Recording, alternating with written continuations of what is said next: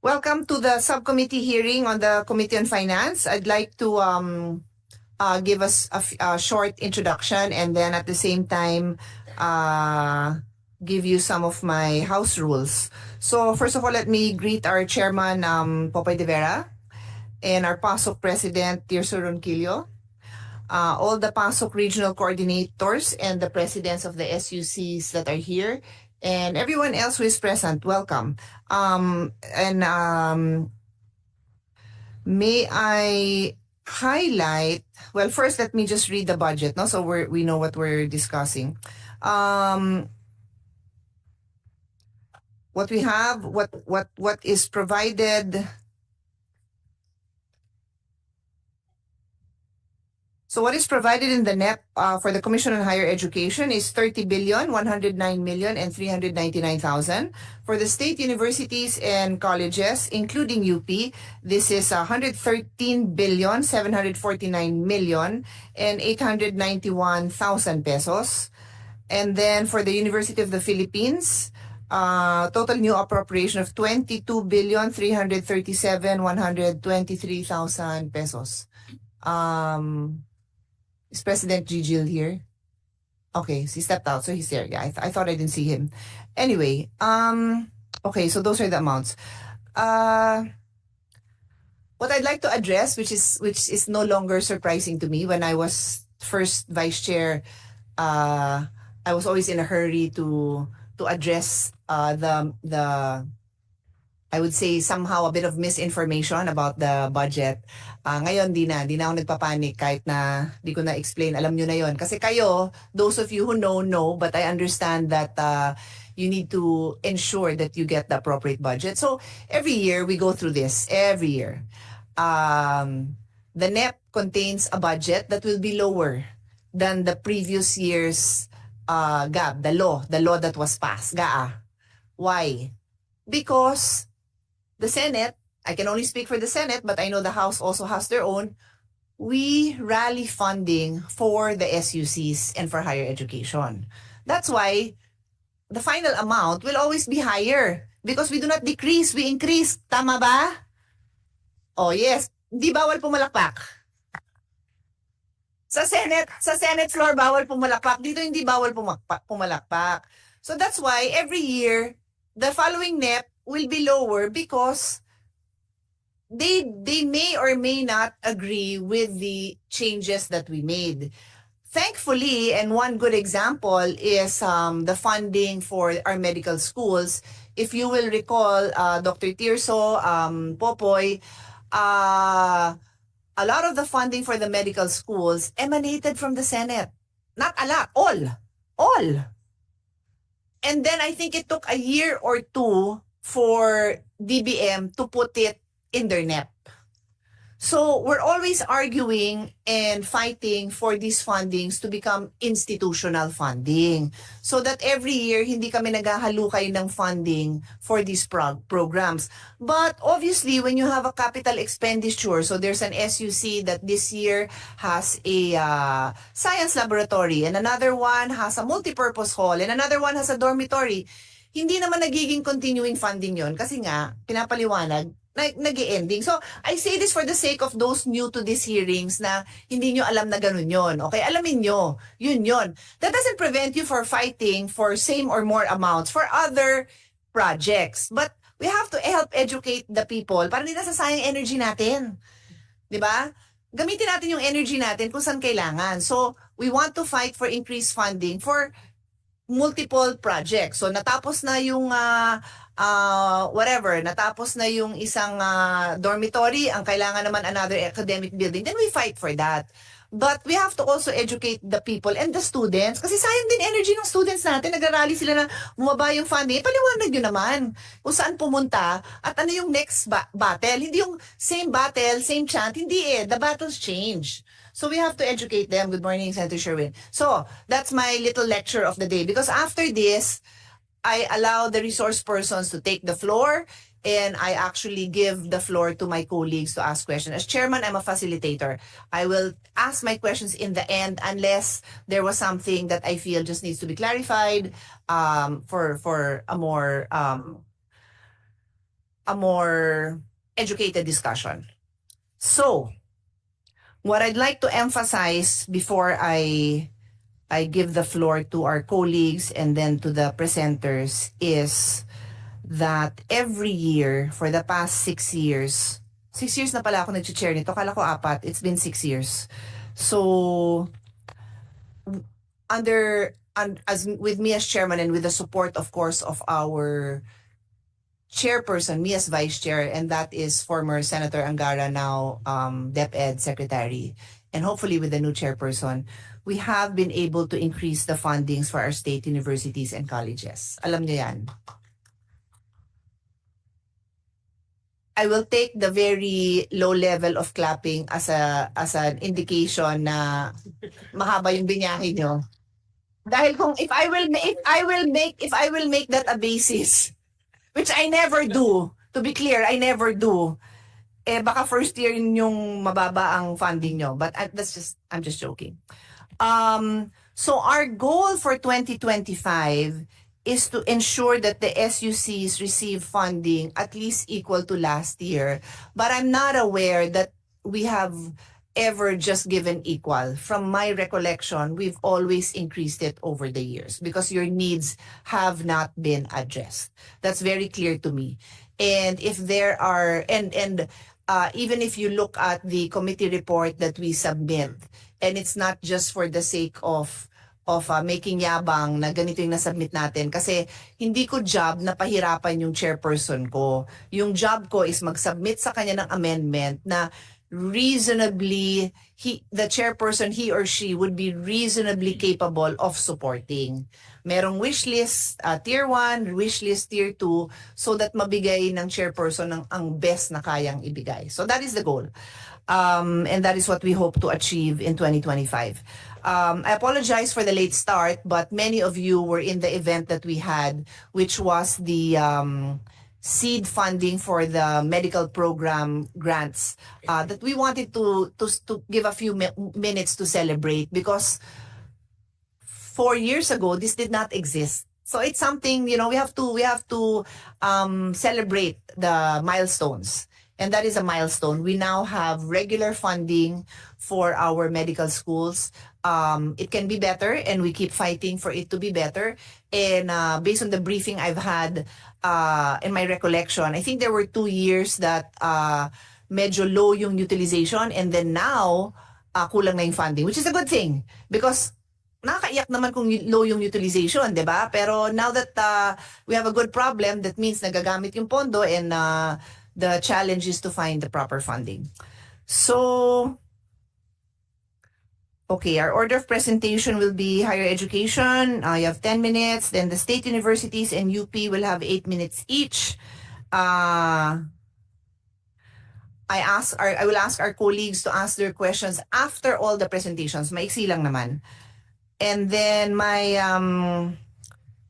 house rules are, you are all welcome. And since we are with educators, I hope that you also encourage this in your own schools, in your own board meetings, in your own classrooms. We encourage mobility breaks.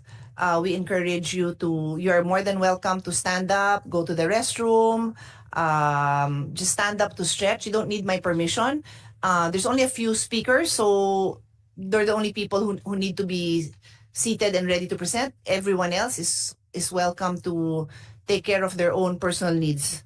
And then I'm happy that everyone here did not bring a pet bottle because we are also trying to be sustainable. I hope in the back we encourage, and I hope it's in our notice, because before it was in our notice na please bring your own water container. We have water dispensers that you can use. And I think that's it. Okay, so I recognize Senator Joel Villanueva as well. And colleagues, do you have a few quick comments? Otherwise, we'll start? No? Yeah, we're good to start? Okay. So, ang order of presentation, I've already given it. So, we'll start with Chairman Popoy, and then please be ready after this, President Tirso Ronquillo.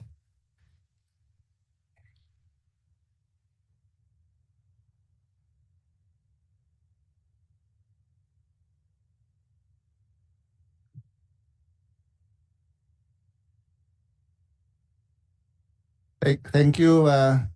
Thank you, Madam Chair. Good morning, Senator Win Gatchalian and Senator Joel Villanueva.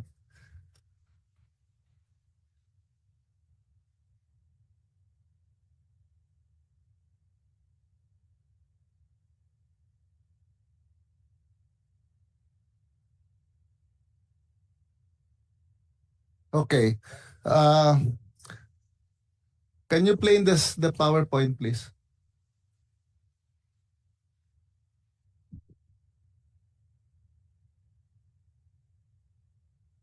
No, wala.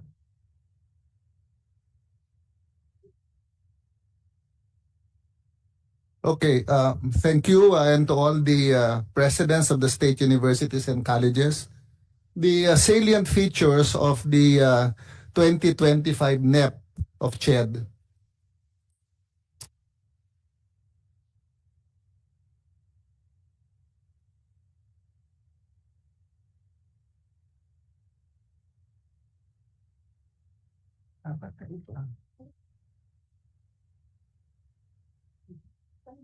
Okay, can you go to the side, please? Okay, the salient features of the 2025 National Expenditure Program of the Commission on Higher Education is that in our 2025 NEP, we have a total of 31.6 billion pesos allocated, of which 30.1 is from agency-specific budget and 1.5 billion from the HEDF. The biggest and significant funding, next slide please, for this year includes subsidy for UACTE at 26.2 billion, the medical scholarship program at 909 million, the seed fund for medical schools at 150 million, 45 million to implement EMSA recommendations, financial assistance for postgraduate studies, which increased by 688 million, access and success to equity target groups of 2.1 billion and internationalization of Philippine HEI is 37.5 million. So those are the more significant items. When you compare the 2024 NEP to the 2025 NEP, there is no budget reduction for CHED. I want to make that clear, as our chair has said. NEP to NEP, our NEP actually increased by 2.1 billion pesos from 30.9 to 31.6. So NEP to NEP, we have an increase of 2.1. If you factor in, next slide please, if you factor in the augmentations by the Senate in the House, our GAA to NEP, there is a difference of about 6 billion pesos from GAA to NEP. Approximately 37.9 to 31.6 GAA to NEP. So that's a reduction of about 19.9. For the major success or the major projects implemented, the flagship program, of course, is the UACTE. Next slide, please. The budget for the UACTE from GAA to NEP, there is a reduction of about 2.7 billion pesos. This is because in the 2024 GAA, there is significant augmentation given particularly by the House of Representatives. So that augmentation is not included by practice of DBM in the 2025 NEP. So from 28.9, our budget in the NEP for free higher education is 26.2. Next slide, please. In terms of indicators for UACTE grantees, we now have about close to 400,000 students in close to 700,000 students in 100 local universities and colleges and test grantees of about 600,000 students, including 181,000 tulong-dunong grantees. Next slide, please. We are happy to inform the Senate that our efforts in increasing and upskilling medicine and allied health manpower has been significant this budget year. As our chair had said, For the medical scholarship program, we started with 250 million in 2021, and this has increased to 500 million over the past 3 years. Starting 2024, the 500 million is not enough anymore for scholarships in our medical schools. And the Commission had to realign significant amounts from its existing projects so that we can continue covering the medical scholarship. Next slide, please. So for 2025, we were able to increase in our NEP the funding for our medical scholarship from 500 million pesos to 909 million pesos. This amount, however, is still scarce given the fact that we now have more than 3,000 scholars from our public universities and contracted private schools for our medical scholarship.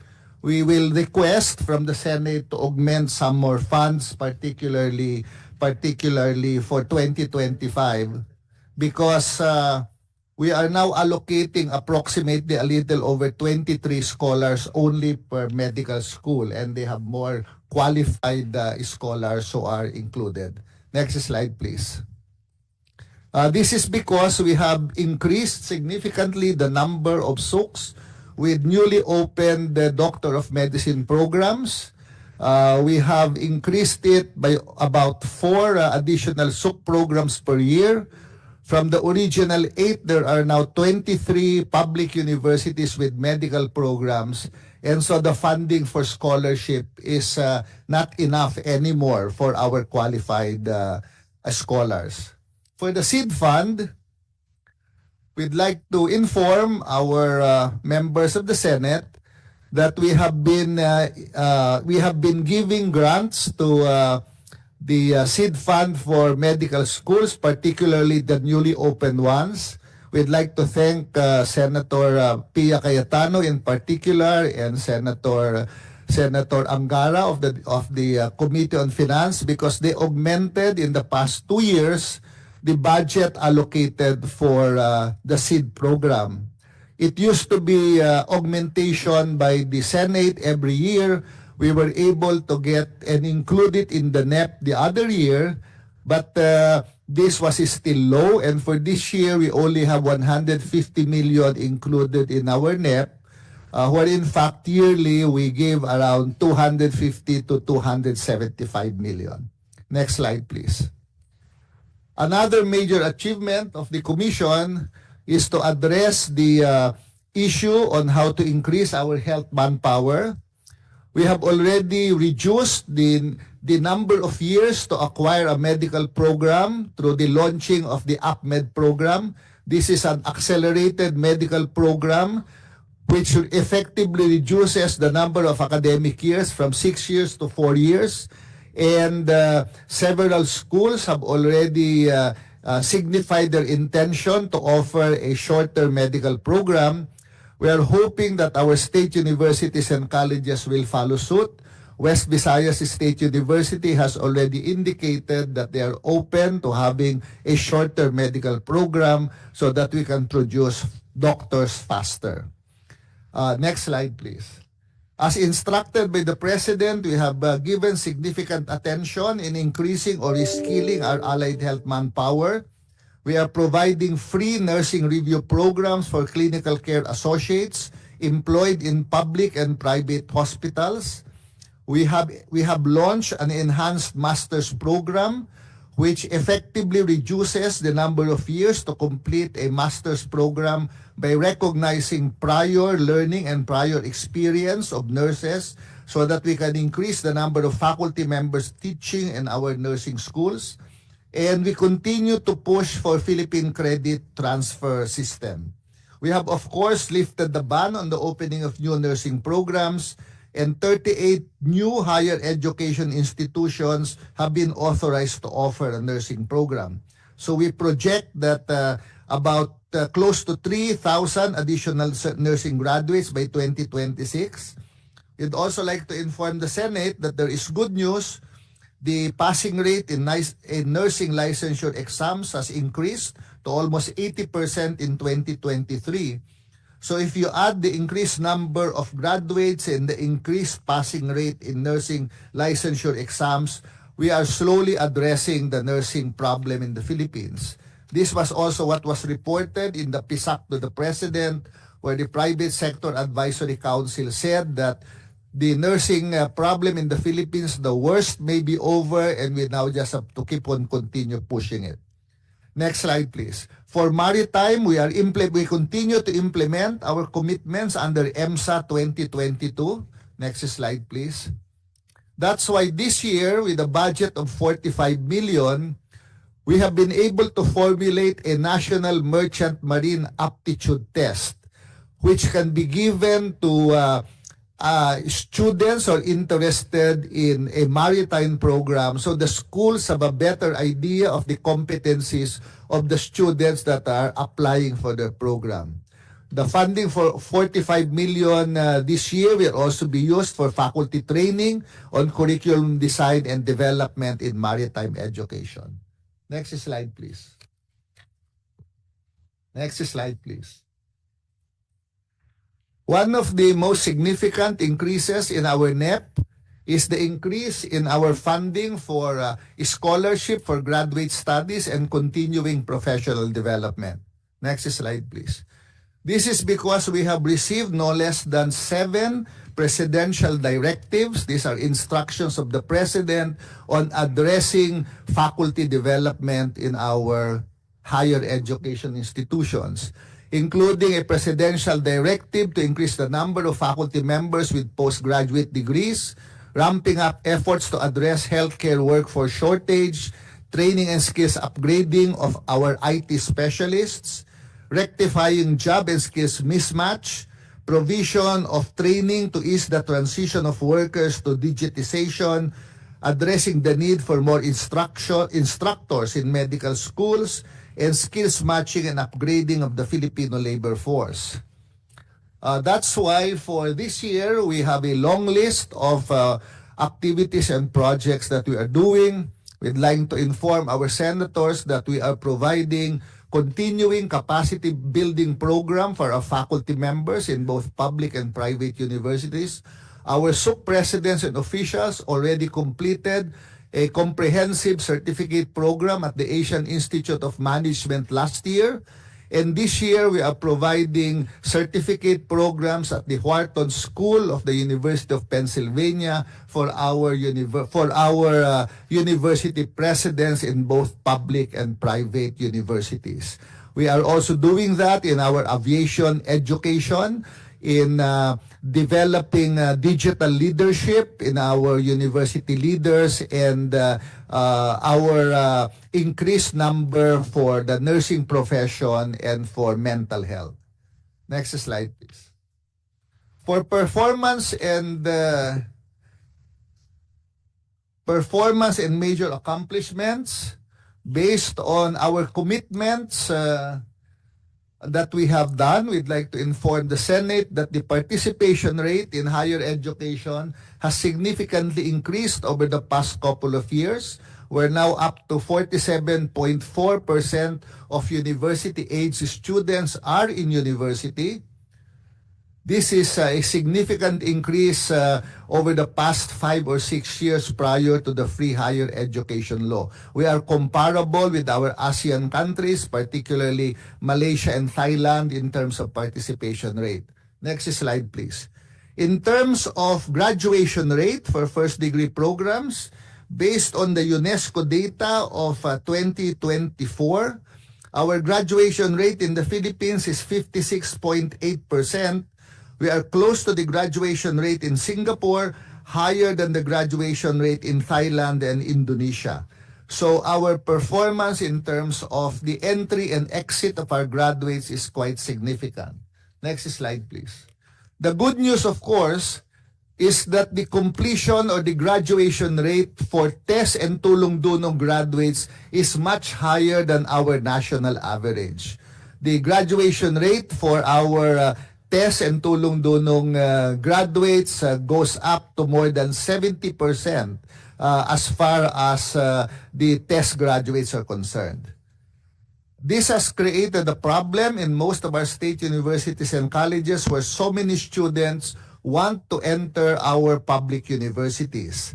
The percentage of students who get admitted to our public schools continues to go down because the number of applicants is much, much higher than the available slots.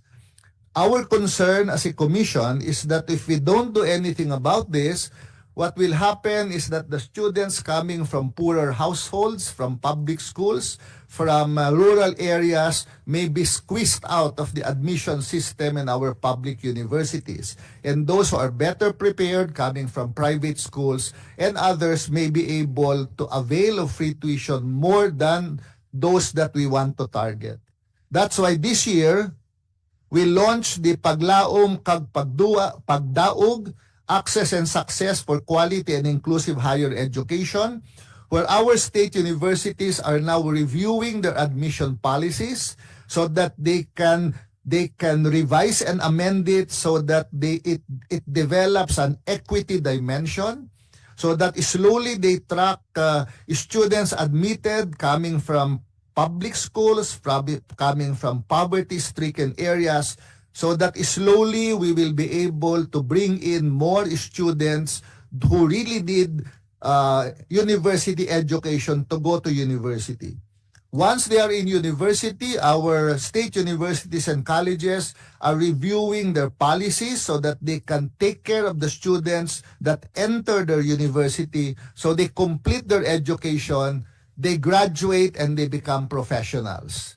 This year, the UP Manila launched the project to offer free online review classes for students who are taking the Agriculture Board examinations.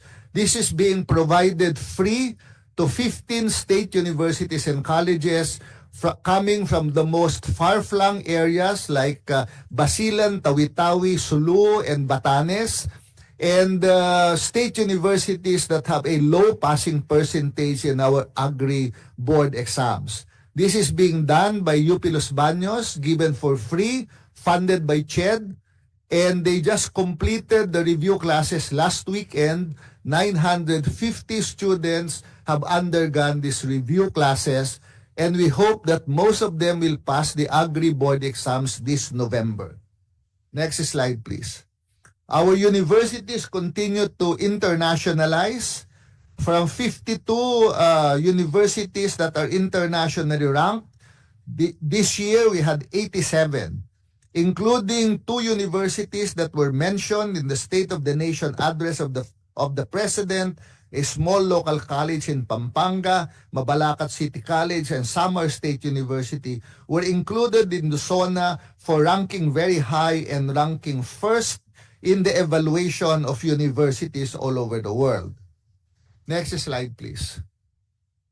As we noted this morning, we have increased the number of medical schools. 11 new medical programs were established over the past 2 years.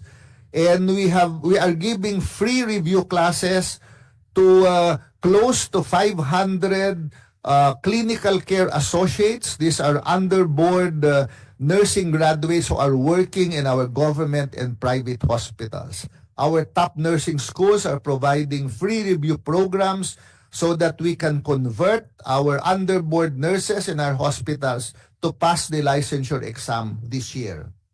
Next slide, please. For the physical performance, we have our report is that out of the 12 indicators for physical performance, CHED was able to exceed its target for 9 indicators and was able to meet the target for 1 indicator. We were not able to meet two indicator targets due to the following reasons, and these are the number of faculty members provided with faculty development grants, because we didn't have enough money to do this, and the number of research development and innovation projects funded. We are not able to meet these 2 physical performance indicators. Next slide. Next slide. The rest of the slides are breakdown of physical indicators. We now go to budget utilization. Okay, for budget utilization, out of the 30.9 allocated budget in the continuing 2023 budget of CHED, the biggest bulk of that, 87%, is allocated for free higher ed. That amounts to about 27 billion pesos. We have obligated and disbursed most of it. We still have some funds in 2023 that we will have to disburse until December. These are basically UACTE related funds for our test grantees in our universities. We'd like to inform the Senate that 2024 was very challenging on the part of the Commission because we received a very big augmentation from the House of Representatives for our test and tulong-dunong grants. And it's challenging because there are so many grantees to be evaluated, and this slowed down the validation and disbursement. We promised the Senate that we will catch up with our disbursement and liquidation for the rest of the year. Pero medyo bumagal talaga kami ngayong 2024 because we received an augmentation of about 6 billion pesos additional. And we use the same number of personnel in our regions to do it. So we are unable to be as efficient as previous years. Next slide, please. Next slide, please. In terms of fiscal performance, as of September 20, our agency-specific budget, that's what I said, our obligations is still low. Many of this or most of this is free higher education related. And we are doing our best to catch up with our obligation and disbursement, particularly for UACTE. Next slide, please. There are several DBM observations on CHED utilization of the 2023 GAA. Next slide, please. Okay. The DBM noted that the effectiveness of synchronizing the budget by fiscal year instead of by academic year, because we work on a fiscal year basis now, that the Commission's utilization was affected negatively during the late and slow utilization of funds for its programs that are mostly related to scholarships. This is what I mentioned. The bulk of an unobligated allotment is from the provision of free higher ed. The other observations of the DBM is that we are slow in using the funds for the foreign scholarship training program. This is augmentation coming from Senator Tolentino in the Senate, and the subsidy for tuition fees of medical students because there is a transition from the funds of DOH. DOH has stopped giving its medical scholarship. The only agency now doing medical scholarship is CHED, and our disbursement rate on this is low because we're now just completing the original scholarships. Next slide, please. But we do promise the Senate that based on our 5-year allotment and utilization, if you notice, from 2019 to 2023, our allotment and utilization has been significantly high. We are able to catch up in terms of total allotment, total obligation, and total disbursement. Next slide, please. So that if you look at the 5-year allotment and utilization of CHED, we have ranged from 91% to 98% over the past 4 years. Our allotment and utilization for the continuing 2023 GAA is at 86%. We commit to make this in the high 90s. Last year, we had 99% disbursement and obligation, so that we will catch up with our performance in the previous years. So obligation versus allotment is from 92% to 98% in the previous 4 years. We are targeting that we will reach 97 or 98% this year. For the Higher Education Development Fund, next slide. This is also allotment and utilization. We're actually high in our allotment and utilization. Next slide, please. Where our utilization rate for the HEDF is 99.99% in 2022. From 2020 to 2022, we used up almost all of the HEDF. And we commit to reach the same 99.9% for 2023, because 2023 there is a special provision extending the use of the 2023 HEDF to 2024. Much of this HEDF, by the way, for our senators, was also part of the instructions of the House to be able to pay the reimbursement of our private schools with no sook, no look, because of the budget shortfall in 2021 and 2022. Next slide, please. So there are several areas where we admit that we have problems in utilization, but we do have a catch-up plan for this. May I ask, Madam Chair, that our Unifast Executive Director be recognized to give the catch-up plan for free higher education. Thank you, Madam Chair. Thank you, Madam Chair, to the esteemed members of the Senate. For the slow utilization of our UACT budget, our catch-up plan is that 3.7 of the continuing 6 billion will be for payment of our test new grantees for the first semester of academic year 23-24.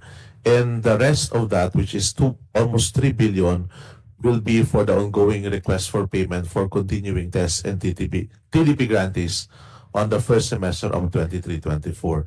And the funds amounting to 5.7 has been, or almost 5.8, has been obligated by the regions for the UACT tests and TDP payments as of September 15, 2024.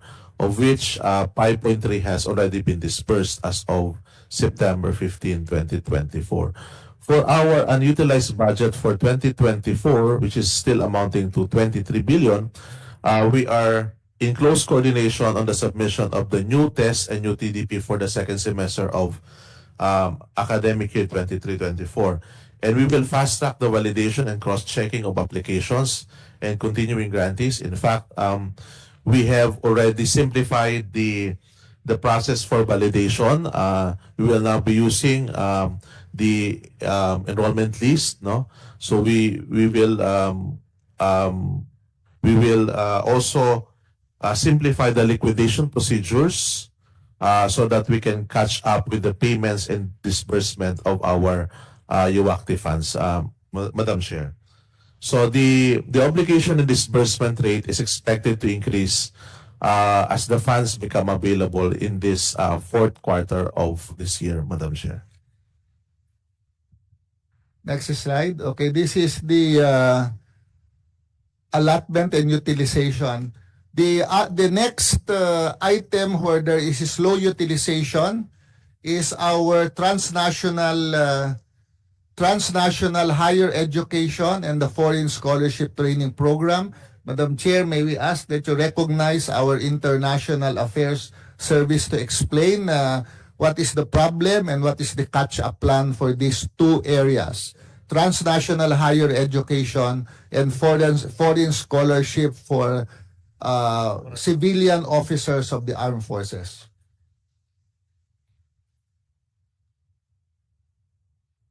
Good morning, Madam Chair.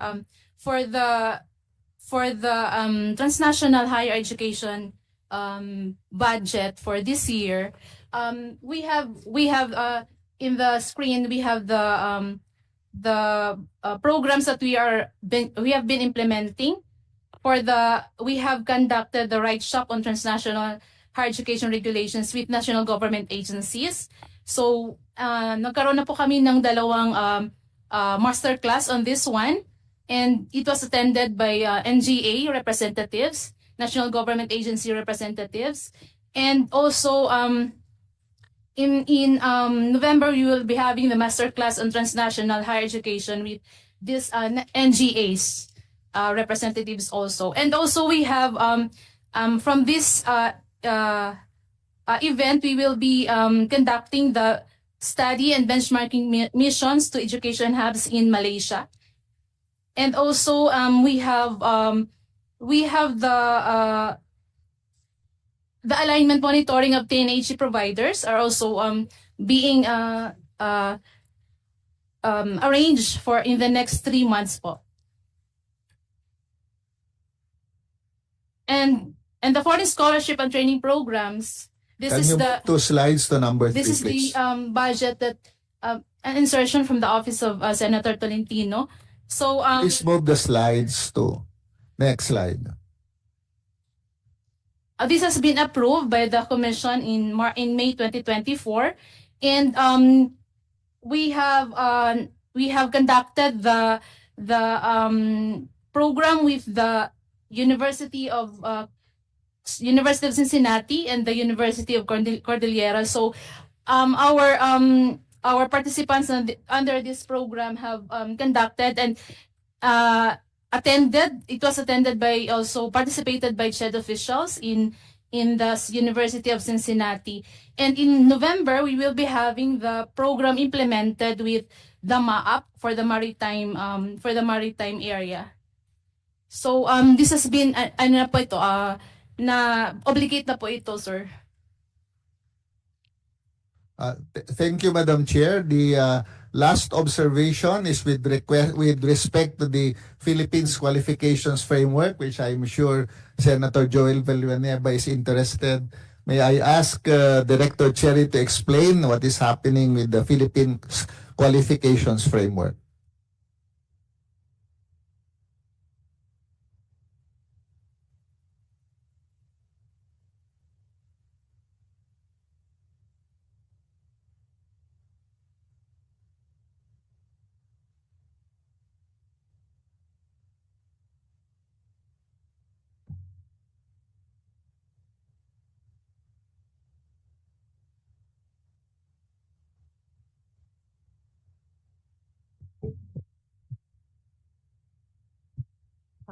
Good afternoon, Honorable Chair.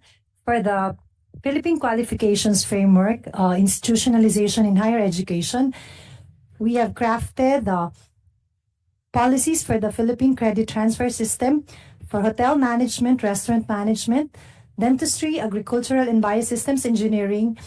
This is set to be presented for approval by our Commission and Bank and for public consultation, orientation.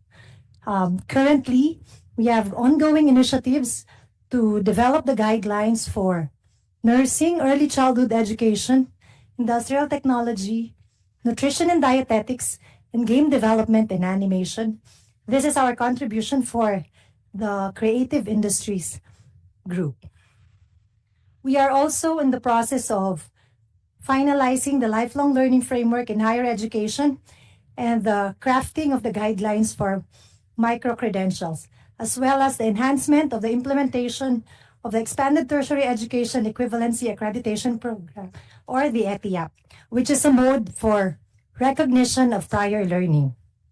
Okay, thanks. Madam Chair, I'd like to inform the Senate that as our discussion with Senator Villanueva was this morning, I am not very happy with the movement of the PCTS, but because we have a new tester chair, we had a long meeting with Director General Kiko Benitez, and we promised to change the systems and procedures so that we can fast track it. And we have committed to the President that we will have PCTS for 5-degree programs in 2025. We are thankful for the appointment of the President, for our new Director General, and we've had a very fruitful discussion. We commit that in 2025 things will be different. Next slide, please. Last 2 points that we'd like to bring to the information of the Senate. the DBM report on the financial performance of CHED. The DBM noted that we have a higher disbursement rate this year than previous years. It is our obligation rate that is not as high. And it is really because of free higher ed, especially tulong dunong and TES grantees. The other observation is that as required by law, the percentage of projects funded for tourism-related programs and projects as required by the Tourism Act of 2009, we have hit 53%. So we are now compliant with the requirement of the Tourism Act that majority of programs and projects under the HEDF coming from the collection of travel taxes should go to tourism-related projects. We started off with about 23% when we started realigning our utilization of the HEDF. We are now up to 53%. I think that's the end of my my presentation. Okay, thank you very much, Madam Chair. That ends my presentation. Thank you. As mentioned, we'll ask our questions later.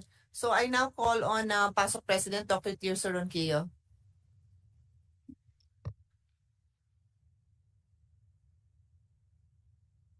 May we request the Secretariat to flash our short presentation?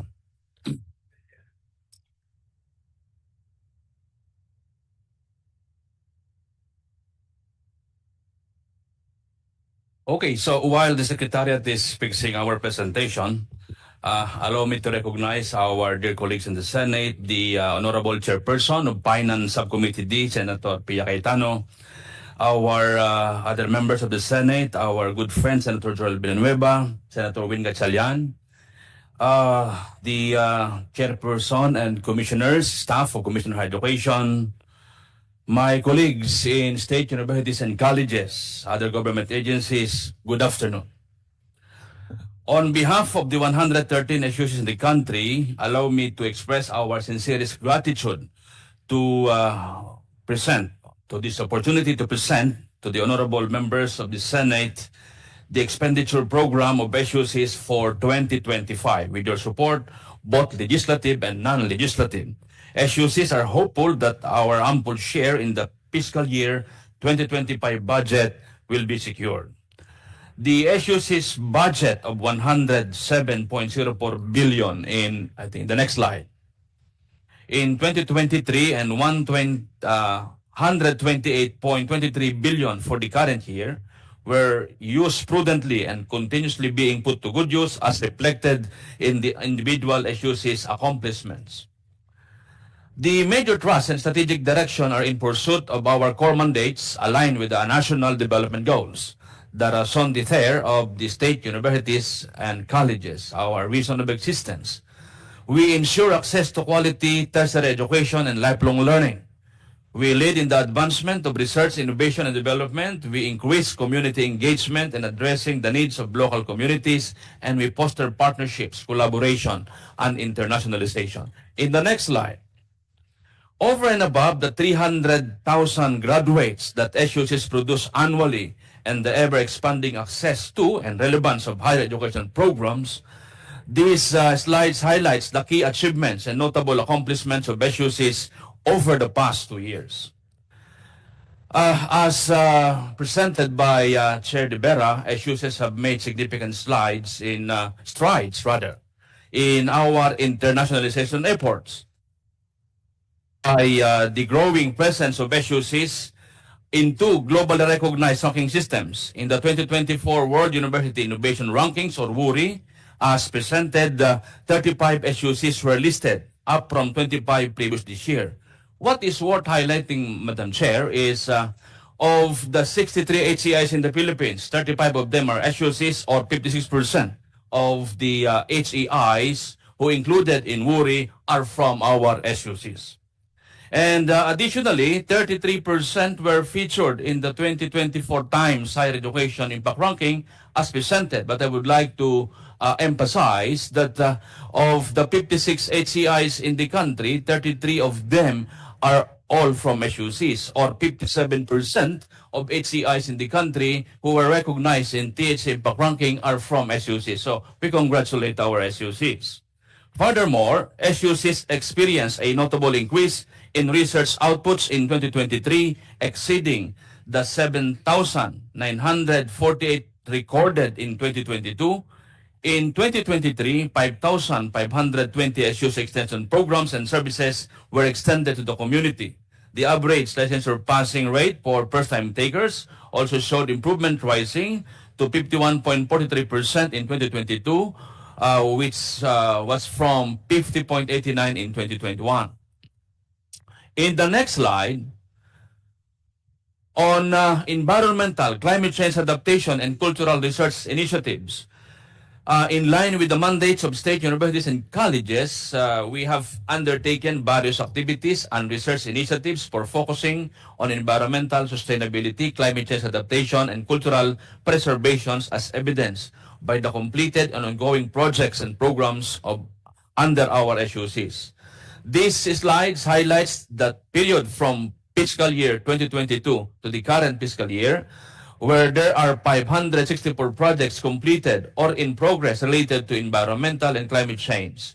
Specifically, more than 139 million in research funding, both from institutional and external sources, has been allocated to climate change adaptation-related initiatives, with 59 SUC-based research and innovation centers supporting climate change adaptation efforts. In addition, 93 projects focusing on heritage site preservation and cultural mapping have either been completed or are currently underway. In the next slide, the strength of public higher education in the Philippines lies in the strong 113 SUCs with 497 satellite campuses currently serving 2 million students, producing and contributing to the workforce average of 300,000 graduates each year, molded by 90,000 faculty and staff, and supported by 50,000 job order workers, both faculty and employees, individual contract of service providers, as well as part-time lecturers. In the next slide, the total budget per 2025 NEP is 113.749 billion pesos. Broken down by expense class, 57.29% or 65.17 billion of the total budget is allocated for personal services. 34.32% or 39.04 billion is for MOOE, and only 8.39% or 9.54 billion is for capital outlays. In the next slide, to continue, the table in this slide shows the breakdown of the 2025 NEP by program. Out of the 113 billion budget, the biggest share is for higher education program at 46.5 billion or 40.86%, followed by pre-higher education at 23.4 billion or 20.56%. Only 2.3 billion or 2% is allotted for research programs, despite it being a core mandate of SUCs and potent instrument for national development. The allotment for FHE, although slightly higher than the fiscal year 2024 budget, is still inadequate considering the projected number of enrollees in fiscal year 2025, which will be around 2 million. To continue in the next slide, this shows the regional distribution of our 2025 NEP program. Of the total budget, UP system got the biggest share at 20%, followed by Region 3, 12 SUCs, and Region 6, 11 SUCs at 8%. And NCR, consisting 7 SUCs excluding UP, is at 7% share, while Region 4A with 5 SUCs and Region 8 with 10 SUCs and MSU system at 6%. So notably, we have this distribution. UP got 20% share. In the next slide, the trend in SUC's budget through the years from 2015 to 2024 has been constantly increasing through the sincere effort and support of the Senate by providing additional funding. And that is, we are forever grateful, as mentioned by Senator Pia, as she starts this meeting. Really, and we attest, we experience in SUCs that our budget through the years, since 2015 up to 2024, is steadily increasing. And for that, we are thankful po. Lakasan pa natin para medyo madami-dami addition. Okay. However, for fiscal year 2025, when compared to GAA, the budget of 113.749 billion represents a huge decrease of 14.481 billion over the SUC's budget for 2024, or an 11.29% cut. Broken down, there is an increase in personal services of 5.469 billion or 9.16%, as well as an increase in MOOE of 2.016 billion or 5.44%. But a huge decrease in capital outlay of 9.537 billion or 69.73%, which we are hopeful that the Senate will augment. And we are always hopeful, as our experience in previous years. SUCs are sincerely appealing that their budget cuts on capital outlays be restored in fiscal year 2025 GAA. Now, on comparison, in the next slide. Yeah, in this slide.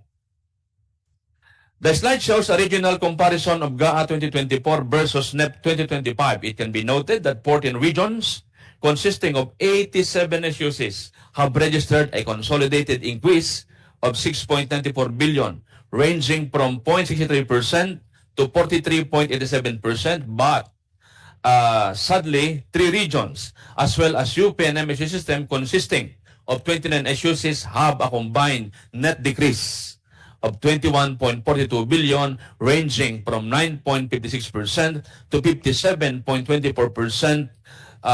The decrease is mostly on capital outlay, Madam Chair.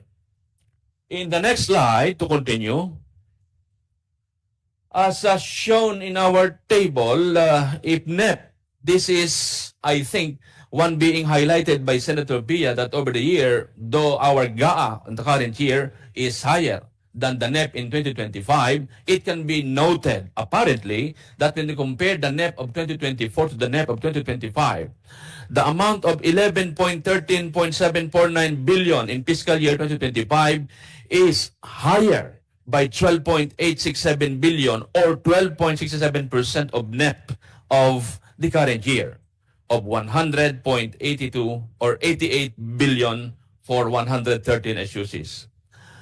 110 SUCs registered a net increase of almost 13 billion, while it is also sad to note that when we compare the two NEP 2024 and NEP 2025, there is an increase, but that is the average. There are 6 SUCs that registered a decrease of 175 million, 175.5 million when their NEPs were compared. We gave to your office the list of SUCs, Madam Chair. That is on NEP to NEP comparison. In the next slide, PASOK is truly appreciative that Congress and the Senate have stepped with the additional appropriations through the years. It is, we believe, reflective of a transformative and resilient approach on the legislative for higher education. Nevertheless, SUC budget appropriation is mostly for current operating expenditure, for PS and MOE, and less for capital outlay. Further, SUC budget appropriation per NEP and GAA are always significantly lower than their proposed budget. As shown in this table, the net amount of 113.75 billion is lower by 153.56 billion or 57.45% of the proposed budget of 267.3 billion. This is the proposal of SUCs through the respective RDCs, Original Development Council. So, of the proposed 129.6 billion budget for capital outlays, only 9.53 billion was considered for funding, or a reduction of 92% approximately. In the next slide, this is on SUC's financial performance. As per the BESF table, obligations over appropriations, in 2023, the rate of utilization is 83%. However, since there are continuing appropriations, the rate are actually higher at 86%. With GAA 2023 continuing appropriations of 14.9 billion, that is MOOE plus capital outlay, until December 31, 2024. Meanwhile, the budget utilization for the GAA 2024 budget is 46. That is on obligation BUR, and 74% on disbursement BUR, that is as of the middle of this year. In the next slide, on SUC pre-higher education. This is our one of the prominent concerns in recent years among SUCs. We are thankful for the continuing budget allocation for pre-higher education since 2017. However, starting in 2022, when the pre-higher education budget was directly released to SUCs, 89 out of 114 SUCs suffered a deficiency with a total amount of 3.34 billion pesos for fiscal year 2022. This deficit increased to 4.4 billion pesos for 104 SUCs in fiscal year 2023, with an estimated shortfall of 2.3 billion pesos projected for fiscal year 2024. When we say deficiency, it is the difference between the amount allotted to pre-higher education in the GAA vis-a-vis the pre-higher education due to SUCs based on actual enrollment.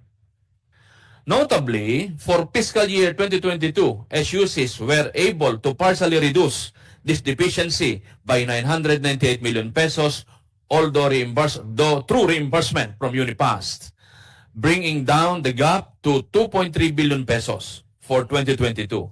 The total deficiency for fiscal years 2022 and 2023 stands at 6.8 billion, which is to be covered by the 2024 GAA and program appropriations. We are currently awaiting guidelines and instruction from the Department of Budget and Management, but we are thankful that a number of our SUCs in the region were advised by the respective regional development offices to transmit or submit to their office this reimbursement for the 2 years.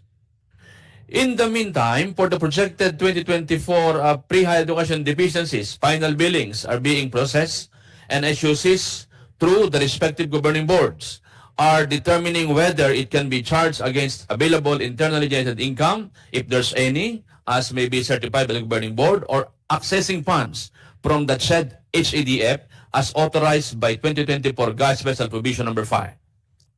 With the projected tertiary enrollment of 1.9 million or around 2 million in fiscal year 2025 and an FHC allocation in the NEP of 23.4 billion pesos, a deficiency of 3.69 billion peso is still anticipated. Therefore, it is our earnest request that an additional amount of 3.7 billion pesos be appropriated to the pre-higher education for fiscal year 2025 to fully address this gap.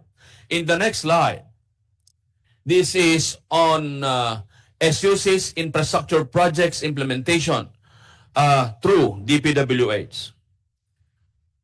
I hope you can see this table clearly.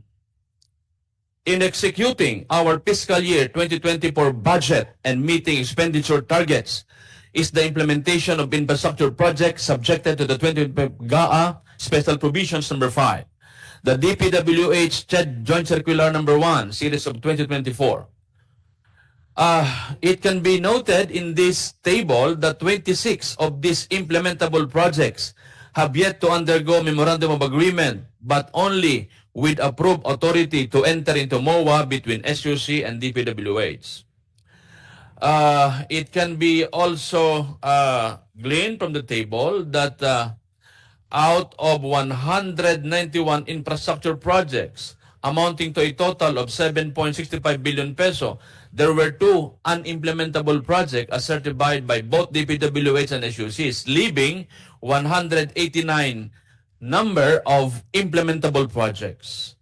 Of this, 76 already have signed MOA, but SUCs and DPWH are still finalizing DAED and program of works.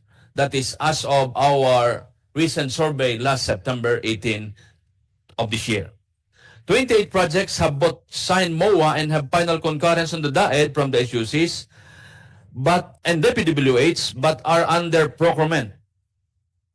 26 projects have both signed MOA and have final concurrence on the design, architectural engineering design or detailed architectural engineering design from SUCs and DPWH, but are under procurement. It can be noted, which is to us also alarming, only 13 of the 189 implementable projects have been reported that they have just started. They have signed MOA, finalized DAED, done the procurement process, and are in the implementation or mobilization stage. So this is data for 103 SUCs with 2 projects deemed unimplementable, indicate that they have no infrastructure projects or infra projects and are not covered by DPWH CHED Joint Circular. So for your information, Madam Chair. In the next slide, this is on the wishes, as you mentioned a while ago, of our SUCs. We recognize the limited fiscal space for fiscal year 2025, but it's also our humble belief that in pursuit of delivering quality higher education, equipment provision, and infrastructure development should also be given priority to better serve our stakeholders. This is critically important in ensuring that SUCs continue to build their capacities, both human and physical, the demands of higher education considering. It is our collective crusade and prayer for continued assistance to the committee's kind in consideration for additional budget for priority programs of SUCs. It can be recalled that in my previous presentation, previous slide, of the net of 2025, less than 10% is for capital outlay. Hence, this wishes, Madam Chair. In the next slide, this is on the revised organization and staffing standard for SUCs, shortly ROS. Generally, for our kind information, ROS is plantilla position for non-teaching personnel.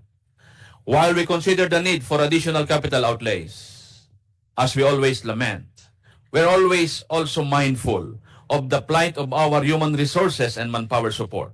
We are pleased to report that the implementation of Phase 1 of ROS has resulted in the creation of approximately 11,309 new positions, which includes staffing in the offices of SUC presidents, SUC vice presidents, administrative and finance division, and staffing standards for satellite campuses. 7,862 of this position have been filled out as of July 31, 2024, and the hiring process is still ongoing. Additionally, we pray for continued implementation and adequate funding for the revised staffing standards for SUCs from DBM. We are hopeful that the next tranche, that is Phase 2 of ROS, focusing on research, extension, and auxiliary services, will be finalized by the end of fiscal year 2024 and will be implemented in fiscal year 2025. We are happy to recognize and thank the DBM and CHED for being able to submit or forward to our office for comment the latest draft of the ROS Phase 2, and we're about to send our comment before October 6. Hopefully, through our combined efforts, ROS Phase 2 will, the joint circular, as the draft is already prepared, the final draft will be able to be distributed or disseminated before the end of the year. In summary, Madam Chair, honorable members of the committee, on behalf of the 113 SUCs, we earnestly seek the support of this honorable body through its legislative power on the following. First, assist us in accessing the 2024 program appropriations for addressing the FHE deficiencies of SUCs for fiscal year 2022 and fiscal year 2023 with a total combined amount of 6.8 billion based on actual enrollment, as well as securing funds from the CHED HCDF to cover the pre-higher education deficiencies in fiscal year 2024 estimated at 2.3 billion. Second, also our prayers, increase the appropriation to cover the estimated deficiency in the allocation for pre-higher education from the current 23.4 billion per 2025 NEP to 27.1 billion in the fiscal year 2025 GAA based on the tertiary enrollment capacity as projected. Third, remove a certain statement under paragraph 3 of the special provision applicable to state universities and colleges, to wit, pre-higher education for state universities and colleges. In case the appropriation is depleted, the SUSIs may charge the funding requirements against their internally generated funds, subject to accounting and auditing rules and regulations. The accumulated internally generated funds of SUSIs, as reflected in the BESF table, have already been earmarked for ongoing projects awaiting completion and cannot be considered savings. Fourthly, our earnest request to provide an appropriation of 3.7 billion in the fiscal year 2025 GAA for the implementation of ROS Phase 2. Fifth, restore the budget for capital outlays of 56 SUSs amounting to 25.75 billion in fiscal year 2025. Allocate funds in fiscal year 2025 GAA for two top priority projects, but we have submitted to the Office of the Good Chair the list. We already submitted only the first wishes of our SUSs. We hope that as we consider these first wishes or first wish really critical in delivering our mandate, we earnestly request that this be given favor. Seventh, Madam Chair and honorable members of this committee, our request to remove in the fiscal year 2025 GAA a special provision or similar statement to the one included in the GAA 2024, which states, SUS's infrastructure projects, the Department of Public Works and Highways shall implement the infrastructure projects of SUS's exceeding 5 million pesos. We request that for fiscal year 2025, SUSs be allowed to manage the implementation of these infrastructure projects as we have done in the past, to avoid delays in delivering these urgently needed facilities, academic buildings, and dormitories. As you have noted in our presented summary, again, out of 189 implementable projects, only 13 of them have just started. That's why, or hence, our request to exclude that special provision in the forthcoming GAA 2025. In closing, the ability of the 113 SUSs. President Ronquillo, nandiyan ka na rin naman sa in closing. Before you go to the closing, can you repeat while I have the two gentlemen here, because I don't know if they'll stay till the very end, and I ask my questions in the end. But can you just explain? I know the answer but I want you to put it on record. Na bakit nyo yung number 7 nyo, bakit nyo nire-request na ibalik sa inyo? Kasi colleagues, this is a insertion of the Finance Committee na 5 million and above would be given to DPWH. So ano yung reason nyo why what effect has this had on your construction projects? Madam Chair, for the record, we never experienced this before. For the current year, 2024, we have 189 implementable projects.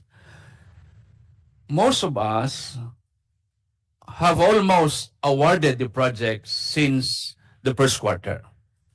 Because of the early procurement activities, as these projects reflected in the NEP, we were advised to have early procurement activities. But because of this, we were precluded to proceed. And it is because of the delay, Madam Chair. Imagine in 189 implementable projects, only 13 are ongoing. And the biggest part of this is the 79 projects we have, those 76 with approved MOA, but SUSS and DPWH is still finalizing the detailed architectural engineering design. Meaning to say, we have talked to our regional DPWH, Madam Chair, and it's also their lamentation. They don't have enough engineers and architects to attend to the SUS's, I think, more intricate design requirements than DepEd. It can So be... in other words, yeah, because you showed this earlier. In other words, if you didn't have to coordinate with DPWH, the SUCs have their own design works ready. Yes po. Ready na. Yes po. O, may I take note, Secretariat, mas malakas pa yung yes nila dun sa palakpak kanina, okay?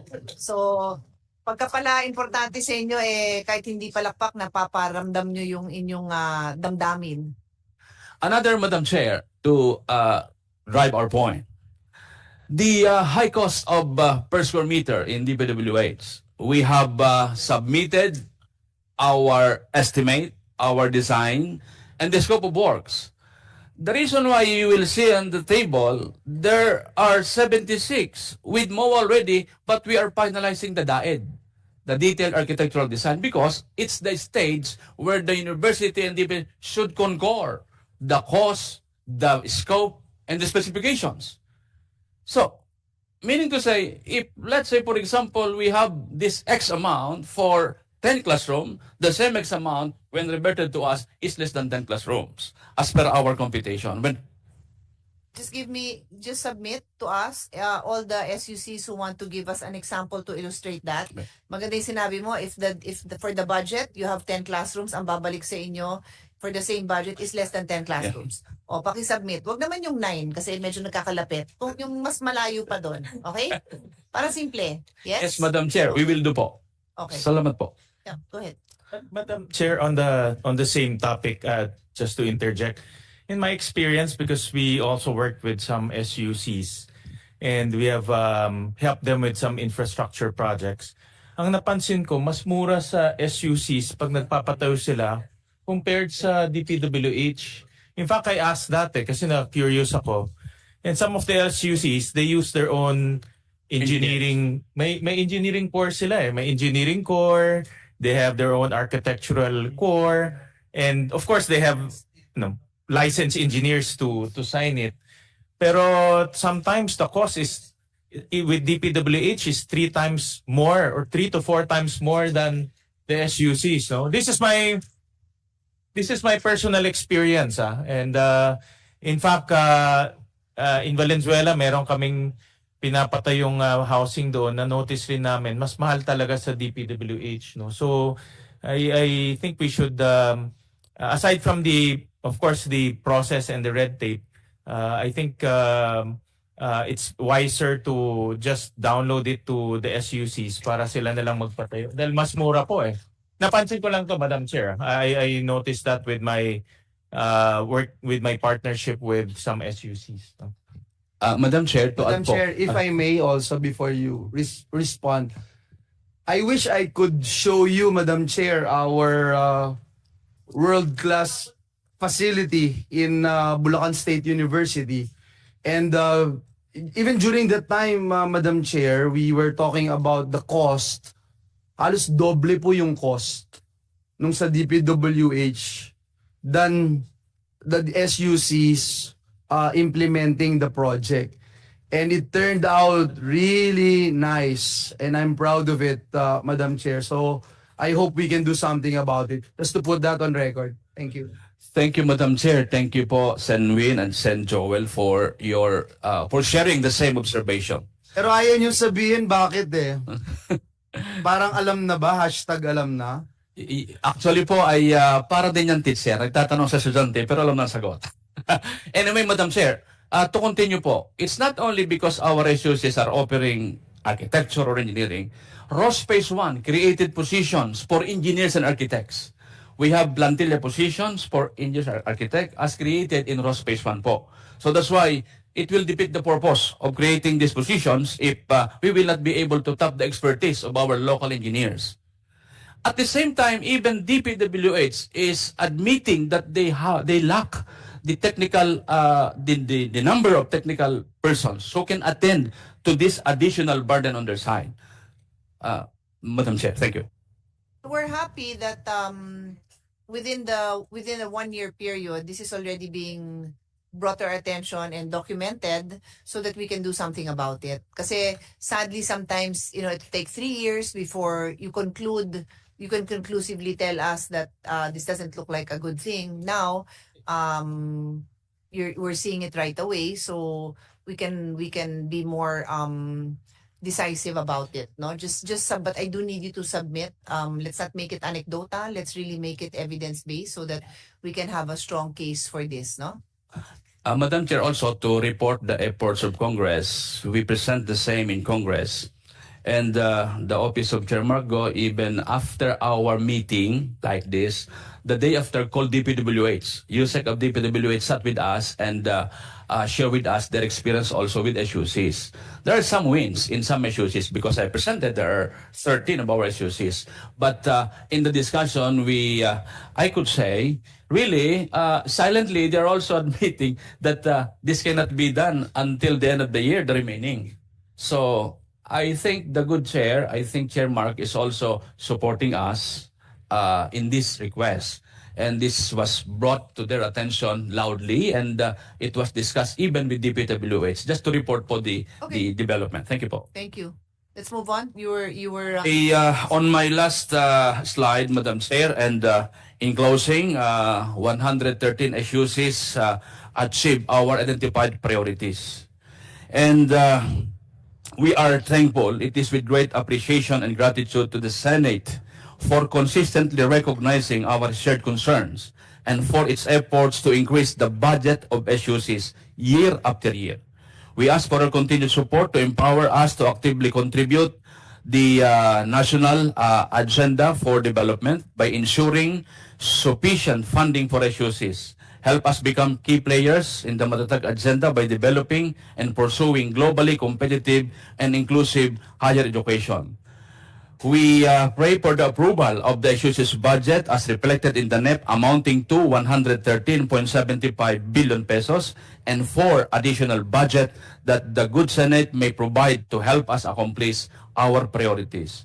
All anchored in our mission to provide accessible and quality higher education towards transformative future. On behalf of 113 SUCs, Madam Chair, please accept our sincerest thanks and gratitude. Let us give the Chair and our Senate a big round of applause. And even bigger.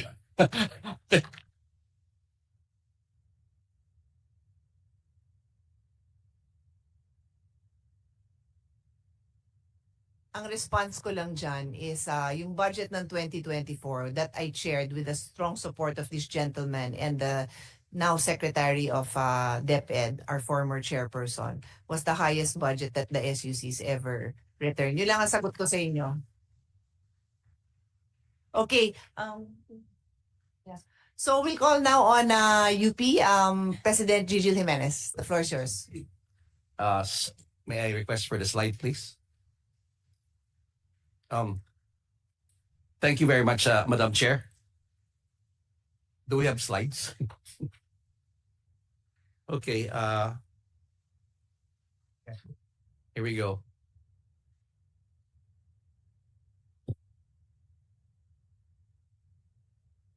In the interest of time, we have limited to 6 slides, but of course, we can discuss all the other data, the detailed ones have already been submitted to the subcommittee. So, looks like a nice looking slide here. I could proceed if habol na lang natin slides. Okay. What we are to just preliminary again. The University of the Philippines has 8 constituent universities under it, and 1 autonomous college, that is UP Tacloban College, that became autonomous only last year. And 1 national university hospital, which is the Philippine General Hospital, and 10 extension campuses, which includes UP Diliman in Pampanga, Diliman in Olongapo, UP Bonifacio Global City, UP Manila School of Health Sciences in Baler, in Palo, in Tarlac, and in Coronadal, South Cotabato, UP Visayas Satellite Campus in Pandan, UP Professional Schools under UP Cebu in South Road, that's SRP in Cebu, and the PGH New Clark City Sports and Wellness Medical Center.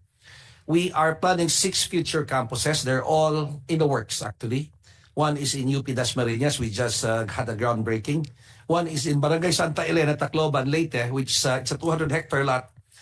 We are moving there because it is considered safe in terms of geohazards, given that our campus was hit hard by the Haiyan storm about a decade ago. And then we have UP New Clark Center in Capas, Tarlac. And the one that's already almost, it's under construction. The one in Panabo City, our professional school in agriculture and entrepreneurship in Panabo. One in Pandan, again, and in the planned UP Archipelagic and Oceans Virtual University, which we're hoping to launch, if not late this year, early next year. So these are, next slide, please. We have about 71 research institutes in the university. 30 of them are national institutes or centers. This is headlined by the UP system, the Philippine Genome Center, which has been heavily utilized during the fight against the COVID pandemic. And then under Diliman, you have the National Institute for Science and Mathematics, National Institute of Molecular Biology and Biotechnology, National Institute of Physics, Natural Sciences Research Institute, National Geological Sciences, Marine Science Institute, it's a super institute, then National Center for Transport Studies, and then the National Hydraulic Center. In UP Manila, we have the National Institutes of Health. There are 15 other institutes inside these super institutes. It's there in your slide. Maybe you can read it. I will skip reading them all. But these are very, very important, critical health research institutes serving the country today. And we have the Philippine General Hospital. Under the Philippine General Hospital, we have the National Poison Management and Control Center. In Los Baños, we have the Molecular Biology and Biotechnology Research, the Dairy Training Research, and National Crop Protection, and the very famous Institute of Plant Breeding. And in the UP Visayas, that's the National Institute of Molecular Biology and Biotechnology. So these are 30 national, these are state, these are not just university-wide, these are national institutes housed under the University of the Philippines system. Next slide, please. This is our, in a nutshell, in just one picture, a snapshot of our budget since 2022, 23, 24, and 25. That's the NEP. Let me just invite your attention to the NEP here, which is from 2024 to 2025. In terms of PS, we have increased in terms of NEP to 738 million. That's 5% increase. In terms of MOOU, we have a 2.42% increase over last year. This dropped in 2020-24, but it increased again in 25 in the NEP. And then we have an increase of 289.48% with capital outlays in the 2024-2025 NEP. That would be the only significant factor there. But let me go to the GAA. Our GAA, we have here. In 2024, there was an increase of 508 million in the total budget of UP from GAA 2023. That's 2.05% increase. This is mainly due to increase in the capital outlay of 1.381 billion from GAA 2023 to GAA 2024.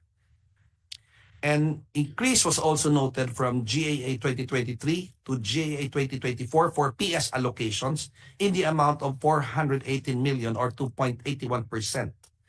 While for the MOE budget, there was a decrease in the allocation, the amount of 1.291 billion or 18.91%. This can be further broken down by academic units and PGHs.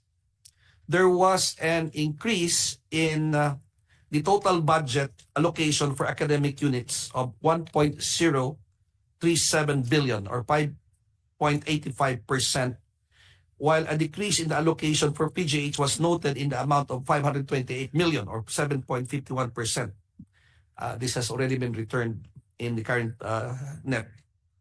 The comparative table showing the budget under GA 2023 and 2024 with breakdown as to academic units are presented here. The most significant insight here is that PGH is basically, it would run from 28% historically to 32%, or 1/3 of the UP budget is PGH alone.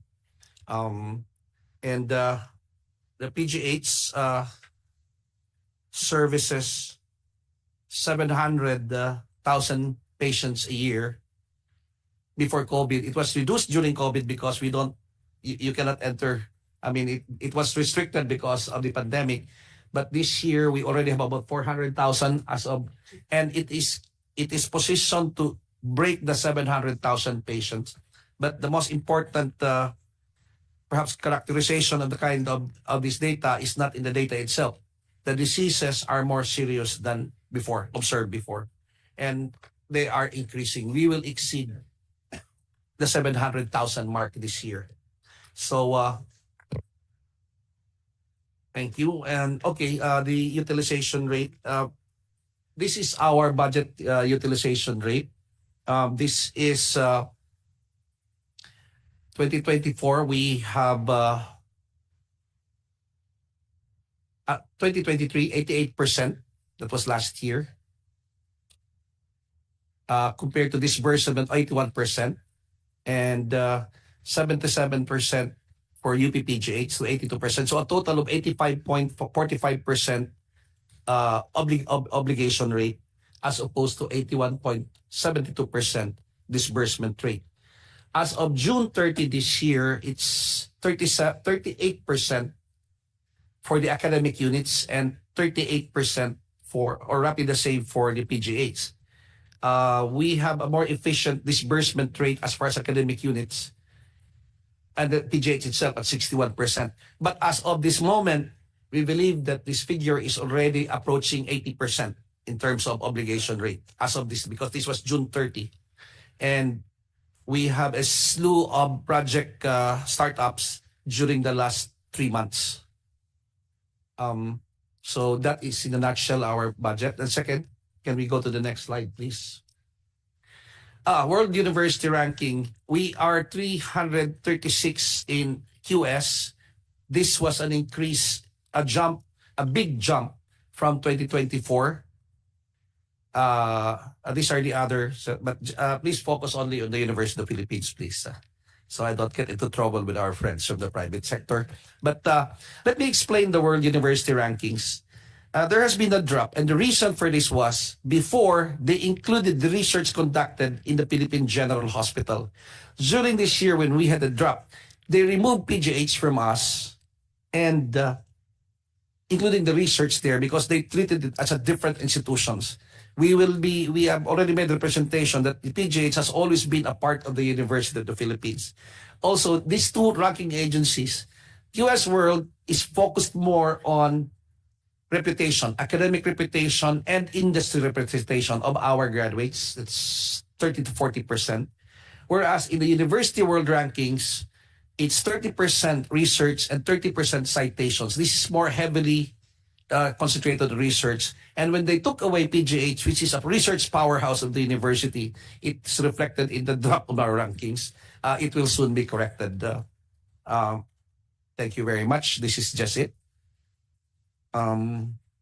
Okay, let me just cite to you since I was told to be strictly under 8 minutes, but I think I have a few more minutes. Let me just add. Go ahead. You can take a few more minutes. Yes, thank you very much, Madam Chair. Madam Chair, I'm happy to note that UP is now truly a public school. In 2022, the number of qualifiers for UP from public schools is 44%. In 2023, it jumped to 50%.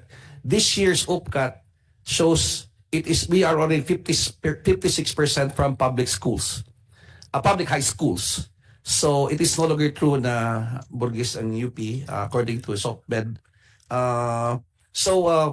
The distribution of public schools is this: 44% private schools, 27% public science high schools, and 29% general public high schools lang po. So 56%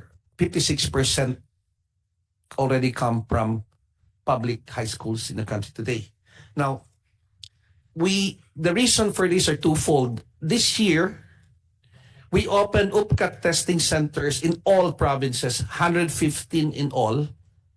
4 of them are in NCR because it's just too big. And also, this made it possible for many students who before had no access because of sheer geographical challenges.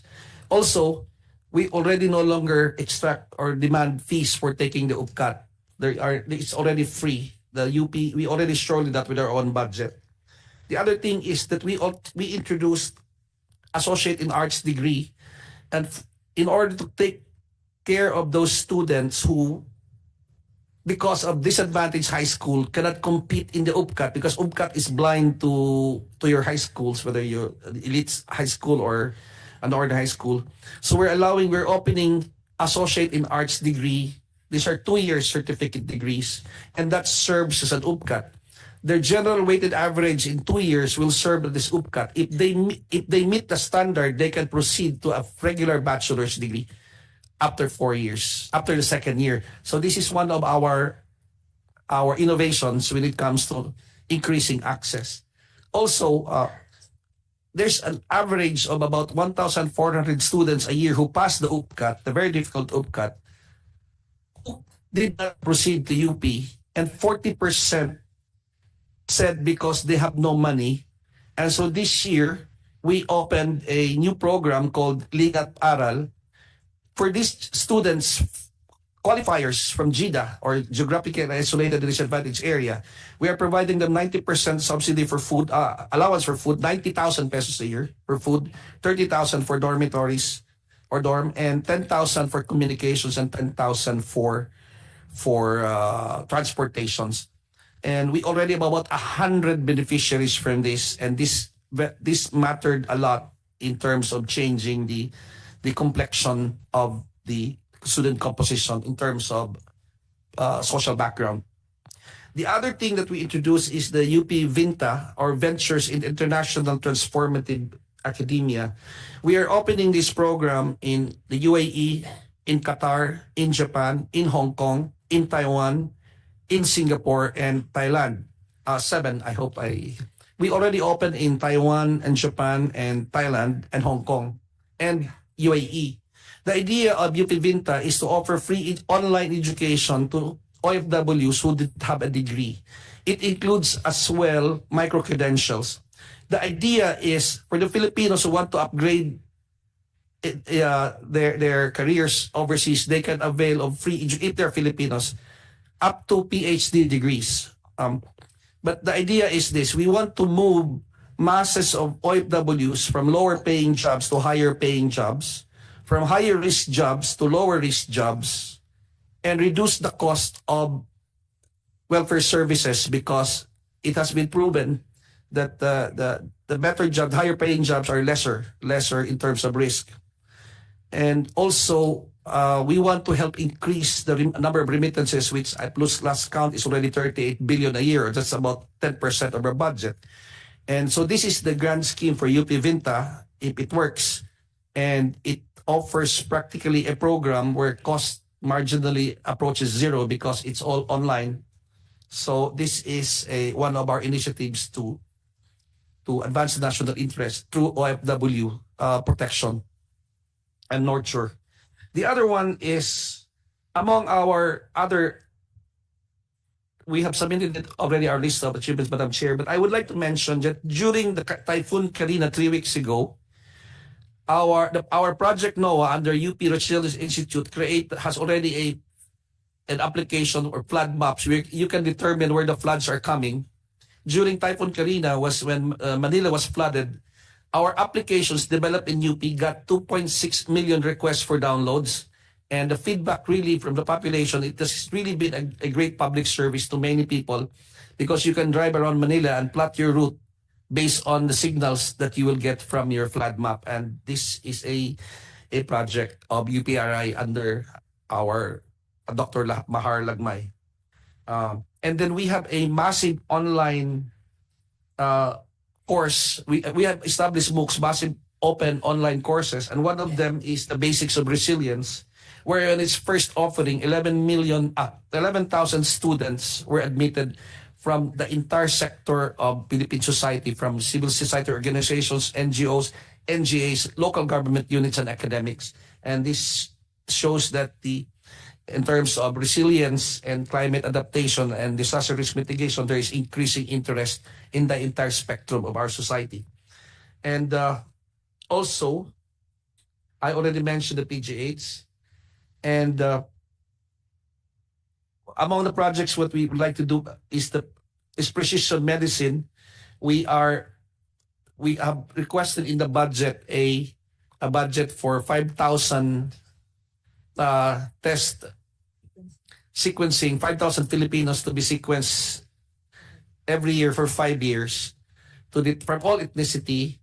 This is 25,000 to determine the Filipino genome. This is in terms of sequencing the Filipino gene. This has very significant impact on not just national identity and national identity building, but as well as on health, because there is a partner project here on determining the Filipinos based on the gene sequences of our different ethnicities and comparative to those who are healthy and sick. We can introduce precision medicine in the country, which is going to reduce the health costs. I do not have the figures on how to reduce, but because this is still a project, but we are trying to determine the propensity of Filipinos based on their ethnic identities, based on the sequencing of their genes from some of the most popular killer diseases in the Philippines, which includes hypertension, diabetes, cancer, particularly. I would stop there, Madam Chair. I have raised, and thank you very much for your time. Like I said, I'll ask my questions later, but in the interest of just completing the UP presentation, can I ask Dr. Gap to just give us any updates on PGH, and then I'll give the floor to the senators present. Thank you, Madam Chair, and honorable members of the Senate. I think I'd like to start by saying that PGH is probably a case study for the basic principle of development follows money.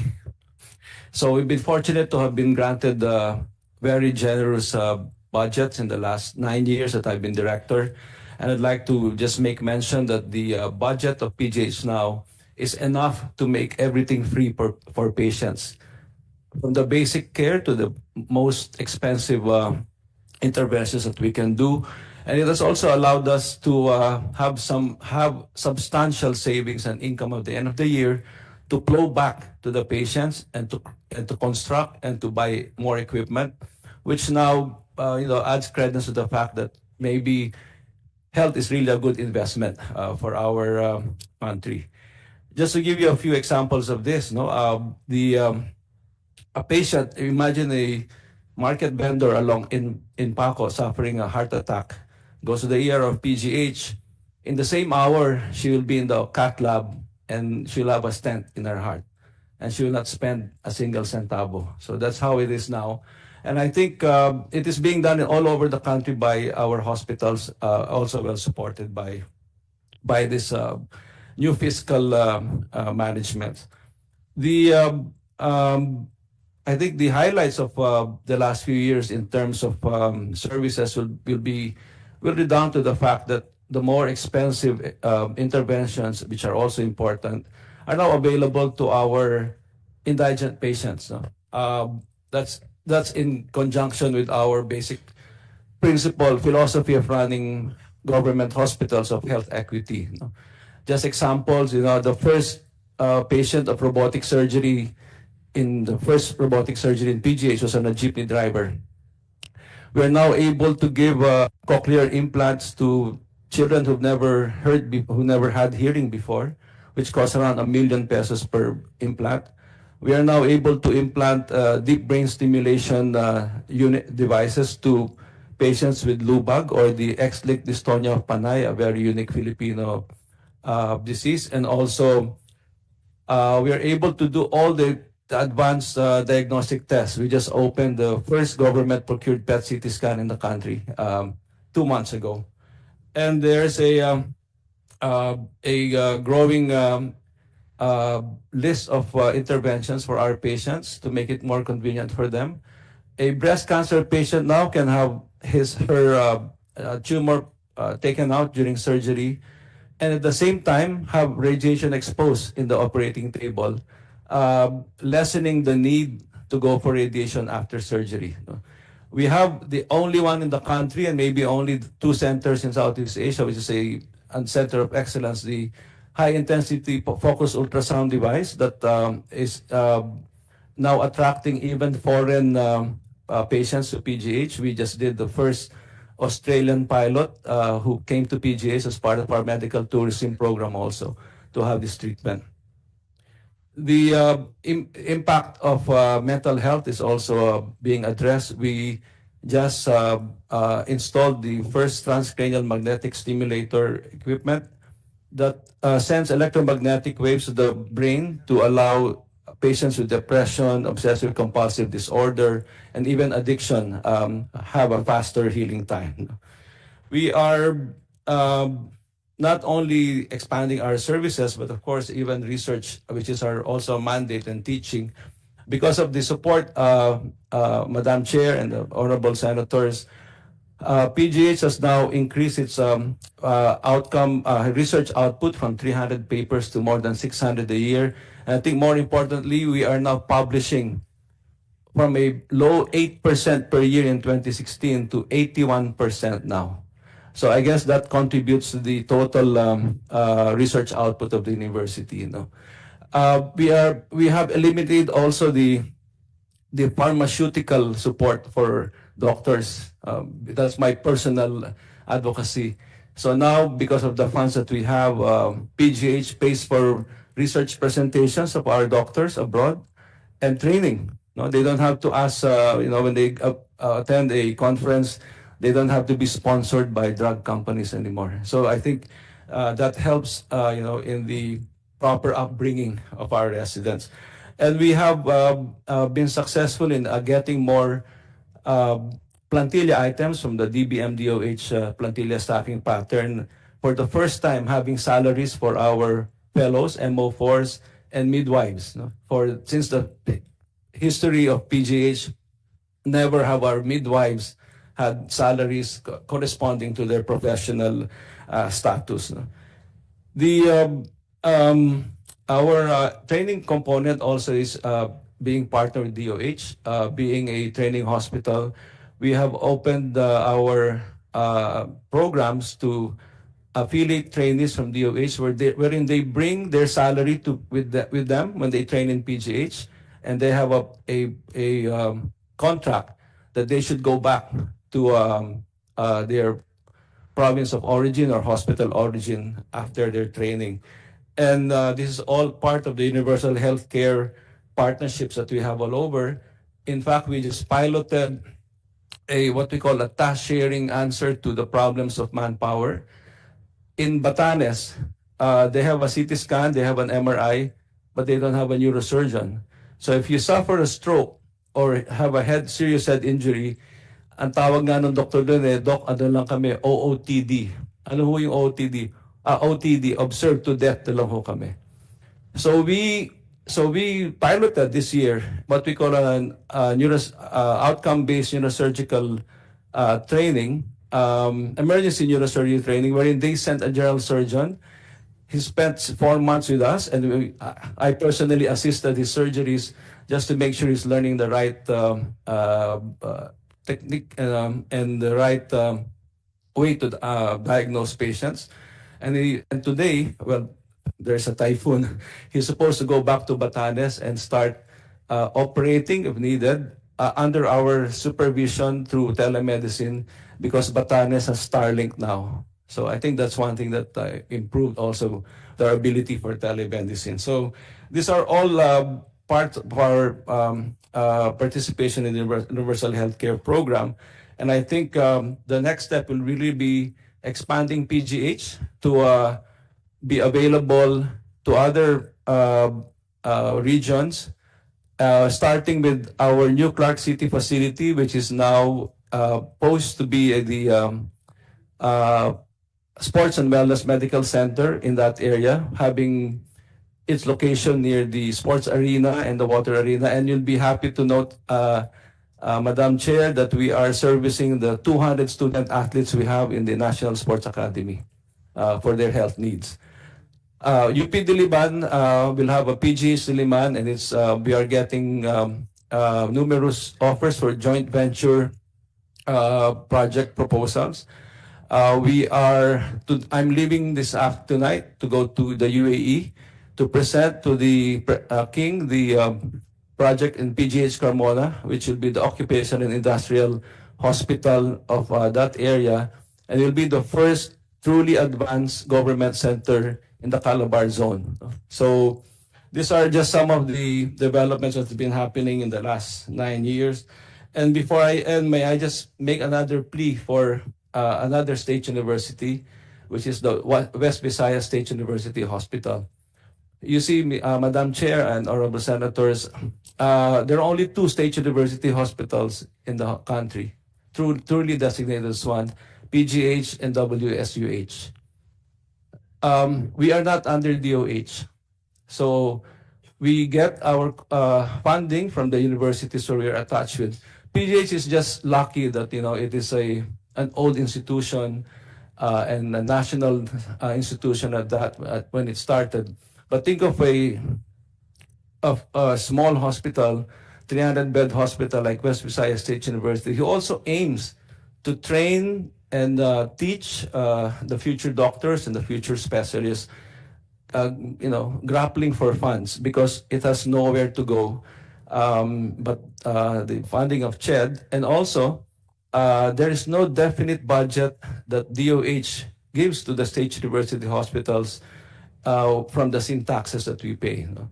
So I'm having known that we will soon have maybe 20 or 30 colleges of medicine. I think it's really important for us to think of developing a track for state university hospitals. I remember in the hearings, Madam Chair, of the Dr. Para sa Bayan Act, I think it was Senator Villanueva who pointed out that the state university hospitals should have major hospitals which will be training hospitals. And I think that's going to happen soon. And since state university hospitals are not part of the DOH Health Facilities Development Program because we're not under them, I think it's time to start our own track of development for state university hospitals. Because when all of these med schools are up, we have to make sure that the hospitals that they train in are standard. They're all either Harvard or Stanford or NUH standard at least, so that we are putting out the same medical students or the same resident students wherever they are in the country. PGH has no monopoly on intelligence or good intentions. I think if we band together, and I've had meetings with Dr. Helito of West Visayas State Universities. I think it's a reality that will happen soon when the medical colleges are up and running already.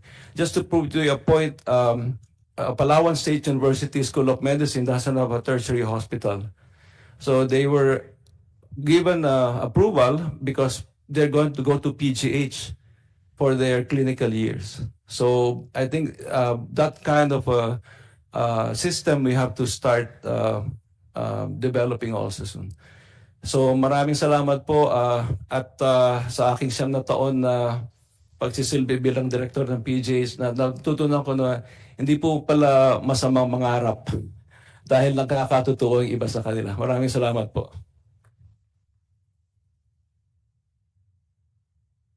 Thank you for that. I'll save my questions for later. So on that note, we'll proceed with Senator Gatchalian's question, followed by Senator Joel Villanueva.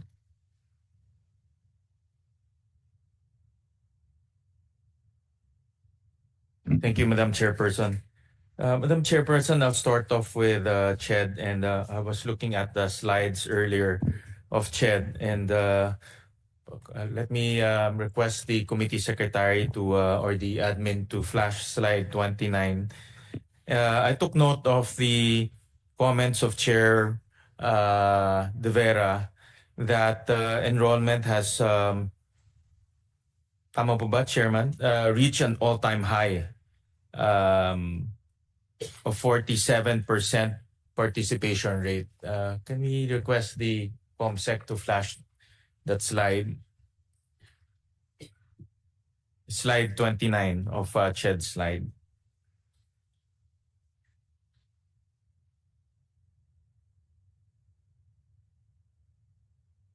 Yeah. Yes, Madam Chair, the participation rate was about 32% prior to COVID. It started increasing after the free higher education. It's now at 47.4 participation rate. So 47.4 college age. Yes. College age individuals yes, are now in college. Yes, Oh, are and this enrolled. is prior to free higher education is 32%. So it went up. And I also saw in the next slide that the Philippines now has one of the highest, at least in Southeast Asia, in terms of graduation ratio. Tama mo ba? So the definition of this is 56% who went into college in the first year graduated. Yes. Tama po ba? Yeah, in their first degree. In their In their first degree. yeah. Okay. And is this also a function of the free higher education, Chairman? Actually, Madam Chair, our observation is that TES and tulong-dunong grantees have a higher graduation rate than the general. So for TES and tulong-dunong, it goes up to about 78%. 78.38% for those who are getting free higher education, and 77% for tulong-dunong grantees. So if government subsidizes them, their chances of completing actually goes higher. Okay. Wala yun sa slide. I think that's Yeah, a very, very good piece of information. Yeah. Tama po ba? 78% for TES? No, 78% for those who are recipients of free higher education. Okay. Meaning yung hindi na nagbabayad ng tuition and miscellaneous fees. Okay. And 77% for tulong-dunong grantees and 79% for TES grantees.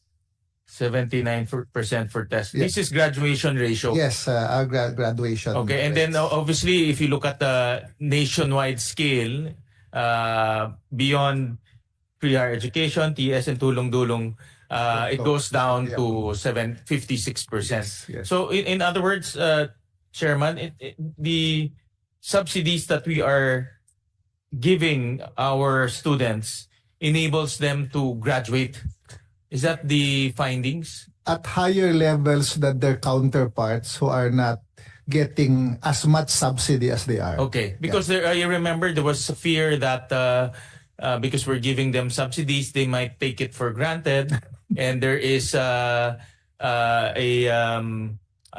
tendency of dropping out in the middle of the course. So we're not seeing that phenomenon but all. Yeah, but Madam Chair, there is a rather bad data also that the highest attrition is at third year and fourth year. Okay. For the students. Doon sila pinaka nahihirapan because that is where their expenses for OJT, internship, related learning experiences starts to kick in for their thesis, etc. Pinakamataas ang attrition rate at the third year in particular and fourth year. The attrition is due to financial expenses? In the survey that we run, although it does not cover all the SUCs, but it covers many of them, the number one reason indicated by the students was financial difficulty. It's still financial difficulty. Okay, so is that being addressed moving forward, Chairman?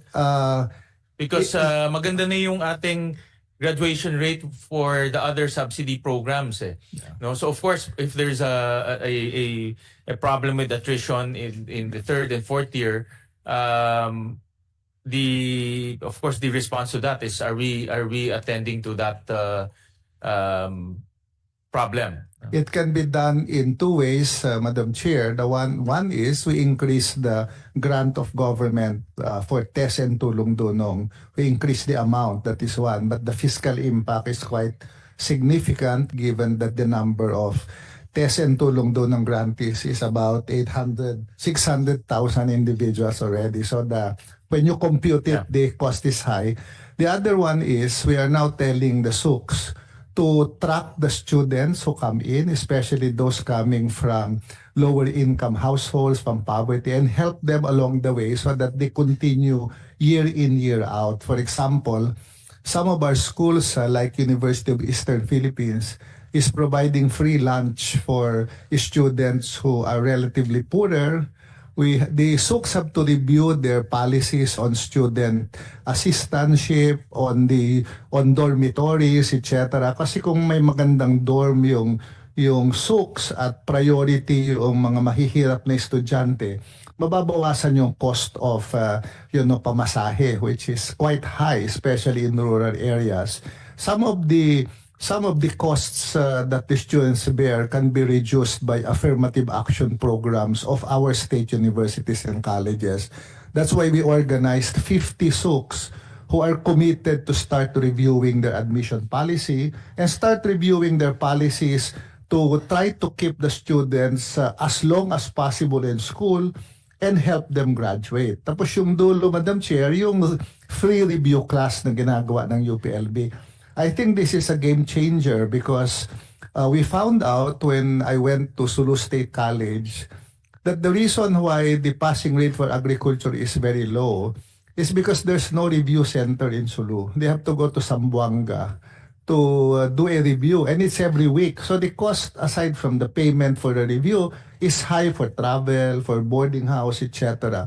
Where in fact, they have a very good IT laboratory because we gave them a state-of-the-art IT facility. They're connected now via satellite, so malakas yung signal. So sabi namin, ba't hindi gumawa ng online na review class yung UP Los Baños para doon sa schools na malalayo, walang review center, mababa ang passing rate, at saka walang access yung mga estudyante to other areas. And UP Los Baños has completed the first cohort of 950 agriculture students. They just finished the review class, I think last weekend.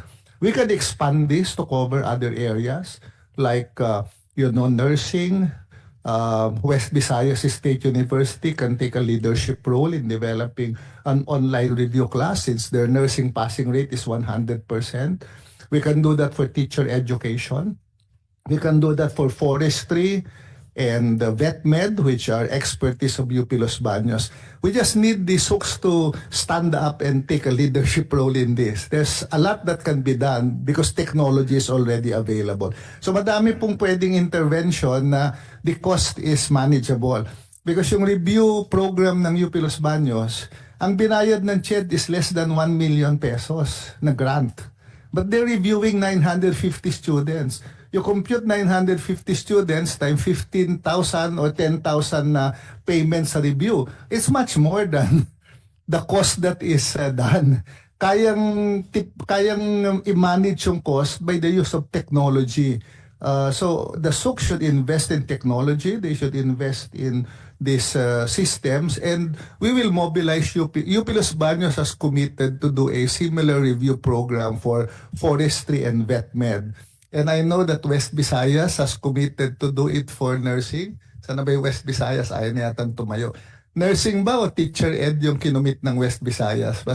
And then sa fisheries, MSU Naawan and Isofist have said they will prepare a proposal for fisheries review, Madam Chair.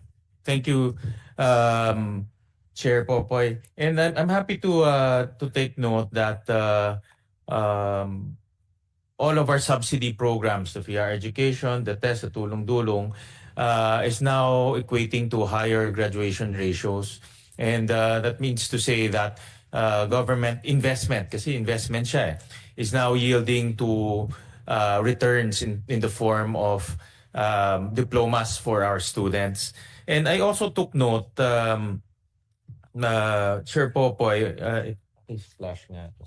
Sir, Yeah, go ahead. Now, Joel. if you're still talking about the attrition rate, can I interject about the attrition? I'm glad that you made mention about it, because I'm looking at the data that was given to this representation, and looking at the data, an alarming number of college students drop out of college. For example, in batch 2021 registered a 40.6 attrition rate, while batch 2022 registered a 39.3 attrition rate. So CHED previously announced in February of 2024 that it has launched a research initiative. And I saw this program in Ilocos, Region 1, Eastern Visayas, Region 8, Soc-Sargen, Region 12. This is to identify the challenges and interventions to address the attrition rate of students.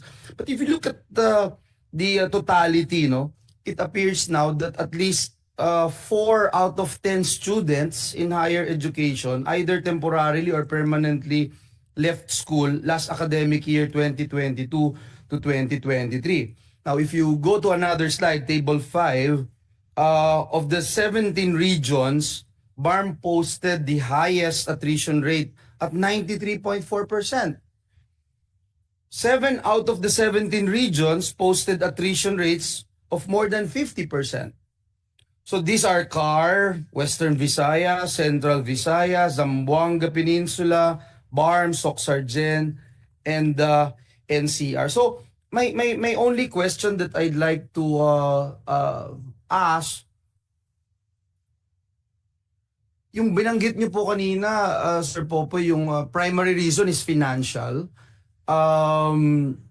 May iba pa ba, and what steps are being undertaken by the commission to address this issue? Perhaps yung binabanggit nyo kanina, and I'm glad that you're talking about it, yung I don't know if it's some kind of a retention program being implemented now by CHED to help our college students from dropping out of school. Is that what it is? And I thought it would be interesting to pound on it and let our SUCs also, most especially our SUCs, to implement such program. Sir, please. Thank you. Yung data ng 21, 22, and 23 kasi is a little different because nag-COVID eh. The highest attrition rate was really right after COVID, and we cannot control that. Yun kaya umabot ng 40+%. But the latest attrition rate is now, I think, in the high 20s. Yeah, which is actually comparable with other countries in the region and the world. So bumababa na. Yung COVID talagang madaming tumigil, madami talagang nahirapan. And in the other reasons that you mentioned in our survey, top 5 reasons for stopping, number 1 is financial difficulty in terms of transportation, clothing, food, internet fees, graduation fees. The second one is family problem. The third one is relocation. And then there's an emerging reason, which is medical mental health concerns that we did not expect this previously. It's coming out. And then panglima lang yung academic difficulty. So mental health concerns is higher as a reason for stopping than academic difficulty. So it's not really because they're having difficulty studying, but their mental health has really been affected. So Chairman, in that particular case, do we have a program, for example, a counseling program that will encourage our learners to take alternative modes of learning instead, such as you made mention a while ago, different programs, courses, trade disciplines. You also have textbook courses. We just recently passed the ETIAP bill on third and final reading. This is the expanded tertiary education and the equivalency and accreditation program. And of course, we thank Senator Gatchalian, Senator Cayetano for being so supportive about it. So I just thought that would help in our initiatives to address this situation. Thank you. Mr. Chair, we have two projects ongoing now on mental health. We are working with Miriam College to roll out training of guidance counselors in schools and also the support staff on how to identify mental health concerns. And we have a project with Unilab because they have a toolkit already on mental health, which we are rolling out to the schools. By the way, what's our current ratio of students to guidance counselors in the higher education? That's probably a good question to raise. And everyone's laughing here and reacting unconvincingly. Mr. Chair, it is not very good, but we are better off than basic and secondary education. The problem is worse in basic and secondary. In higher ed, there are guidance counselors. Our problem, aside from the really difficult law that requires somebody to get a master's before they take the licensure, I hope our senators will amend that law as fast as possible. Aside from that problem, ang guidance counseling kasi susuks is like a dead-end career because it is an administrative position, salary grade 11. That once you get there is no more career progression, you have a master's. What is happening is that the people who have guidance counselor degrees start off as guidance counselor and then they move to become faculty members. Kasi sa faculty members, then they can get promoted as professors from assistant to full. So they stop becoming guidance counselors because they are now regular faculty members. What the SUCs do is they deload these people and make them part-time guidance counselors. So the SUCs are trying to find imaginative ways of continuing guidance counseling, but the salary grade is quite low and the career progression is basically non-existent because it's a admin position. So aalis yung guidance counselor. So it's difficult to produce guidance counselors, and those who are in the SUCs start moving over to become faculty members. But as I said, we're probably in a better situation than basic and secondary education by the sheer number of students in basic and secondary compared to the number of students in tertiary educations, Mr. Chair. I'm just hoping, Chairman Boboy, that we can at least get a figure. Sample, even the year numbers in terms of enrollees and graduates of courses related to mental health services, for example, psychology and other disciplines like that. A table, Mr. Chair, that we can submit. It's Please, here, no? submit na lang. Yeah. Sige po. Yeah, Oo. pero basically, only 43 higher education institutions offer a program in guidance and counseling compared to 298 for psychology, 259 for communication. There are more HCIs offering sociology than guidance and counseling. So, because there are fewer HCIs, the enrollment is actually lower than most other programs. And therefore, the number of graduates is also lower. Yeah. Let me just put into the records last na, Sen. Sherwin, thank you for giving time to this representation. Again, I just wanted to put on record, mental health is among top 5 reasons for dropping out of school. Yung sabi po ng Young Adult Fertility and Sexuality Study, based in their 2021 report, close to 1 in 5 Filipino youth aged 15 to 25 have considered ending their life. By analogy, for basic education, the DepEd has around 2,000 guidance counselors for 28 million learners. as of January of 2023. And I'm glad that higher education has better figures. But let me also, one last thing that I'd like to point out. This representation is one of the authors of Senate Bill number 2598, or the SUC's Mental Health Services Act, which establishes mental health offices in all SUC campuses. So thank you, Madam Chair. Thank you, Senator Will. Thank you. And just one last point. There are actually regions in the Philippines where there is no university offering guidance and counseling. So you can imagine how challenging it would be to produce guidance counselors. In our data, Region 2, Region 9 have no HCIs offering guidance and counseling. So it's something that the Commission is trying to look into, but we hope that Congress would amend the law fast enough so we can produce more guidance counselors.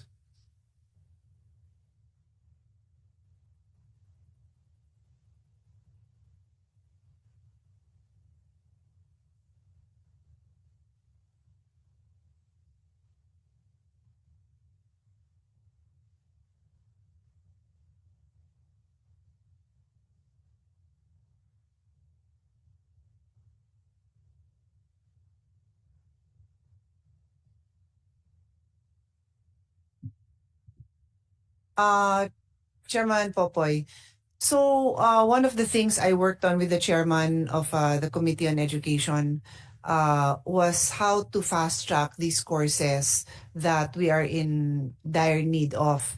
And one of the ideas we had, and it's not just for guidance counselors, but we've recommended it in other areas, is that you use similar degrees. So it could be an education degree, it could be a psychology degree, and then have a short track, I don't know if that's 12 units, 18 units, and then we call them, what do we call them? Counselor? School counselor associates. Kasi kung yung peer group nga lang have shown to have major effects, what more itong professional naman in a related field, education, psychology, social work, whatever, all of which have shortages also in some way or another, but using that. So can you fast track that? Wag sana yung PQF na 10 taon wala pa rin. Madam Chair, we're very interested to be part of the initiative, but we've got to bring PRC on board and the civil service on board because guidance and counseling has a licensure requirement for hiring into government positions. So dadaan sa PRC. I totally agree, but for your information, it's a different title now. It's a, sorry, I keep forgetting. School Counselor Associate. So wala siyang board exam. Oo, so I think sa inyo na yan. Yeah, we can do that. The other track, Madam Chair, is what we're doing with the nursing program now. We have an enhanced master's program in nursing that recognizes prior learning and experience to be evaluated. So they don't take all the units in the master's program so that we have more faculty teachers. So since you've done it already, then in 1 month you can do this. We'll have to talk with the experts, Madam Chair. But yes, we will work on it. Get it done. Yeah, yung enhanced masters naman natapos namin in 2 months. We are able to do it in 2 months. Baka naman kaya din gawin ito ng mas maiksi. Okay, thank you. Sige, the floor is yours. Thank you. Thank you, Madam Chairman. Chair Popoy, just submit to the committee. Well, we just want, we suggest to look at the attrition issues at the 3rd and 4th tier. And again, I'm happy to note that our subsidy programs are yielding higher graduation rates. And we just need to address challenges, especially when they reach 3rd year and 4th year. And you mentioned earlier that might need bigger budget, no? So just submit to the committee a study on how to address that attrition rate. Of course, what we want is per peso subsidy will yield to higher graduation rates, no? Because it's a subsidy. So in that respect, if we need to tweak the program by focusing some more resources on the 3rd and 4th year, just submit to the committee. Yes, Madam Chair, we will do that. We'd also like to inform the Senate that the study that we commissioned for Region 1, Region 8, and Region 12, we will have preliminary results already before the end of the year. This is to look at admission profiles of students who take the admission test, who are those that are accepted, what admission policies have been should be changed, etc., and an assessment of student programs in the schools in these three regions. We have some preliminary data, but I think the preliminary report should be in by the end of the year. So we'll have some more definite data that we really can work at, Madam Chair. I'll go to that topic later on, Chair Popoy. But I want to show, I was looking at the graduation rates or the student population for the last 10 years. And the good thing that we are seeing, there's an uptrend in terms of enrollment in higher education. I'll just flash on the screen. It's we're now at 5 million in terms of student enrollment in higher education, of which 2.6 are enrolled in private schools and 1.9 million are enrolled in SUCs. But we're also seeing a new trend from the LUCs, and I'll go to that later on in the LUCs. But looking at this slide, it seems to me that the free and the dotted line is the universal, the UACTEA, the implementation of UACTEA. It seems to me that both private and public enrollments are growing, and there was initially a fear that it might the public universities might cannibalize the private universities, but in this case, we are not seeing that phenomenon, and which is a good thing because both public and private are growing at the same time.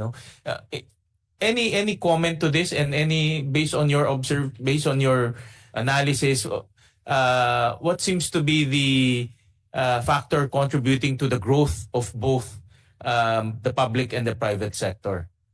Madam Chair, the number one reason why the enrollment is slowing down in SUCs is because of their carrying capacity.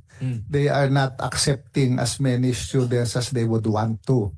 If they had better capacity, I think the enrollment will skyrocket more.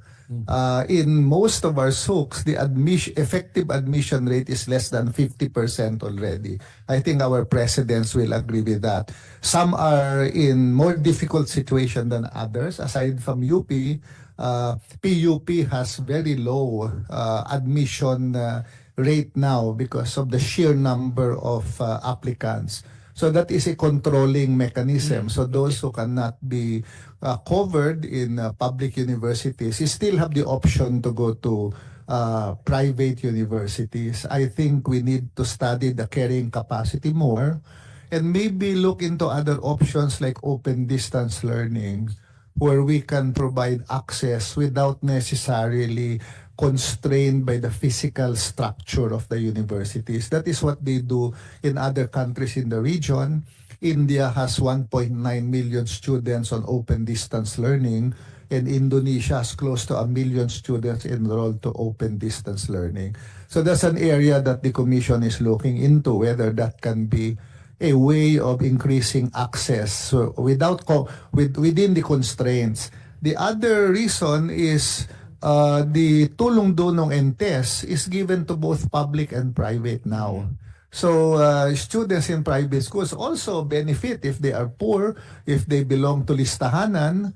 And the Unifast Board has reversed the policy. So priority for listahanan now, priority for tests are the poor students. It's really an equity program now. So whether you're in public or private, if you are tests, you can access the funds, so that helps you in your education.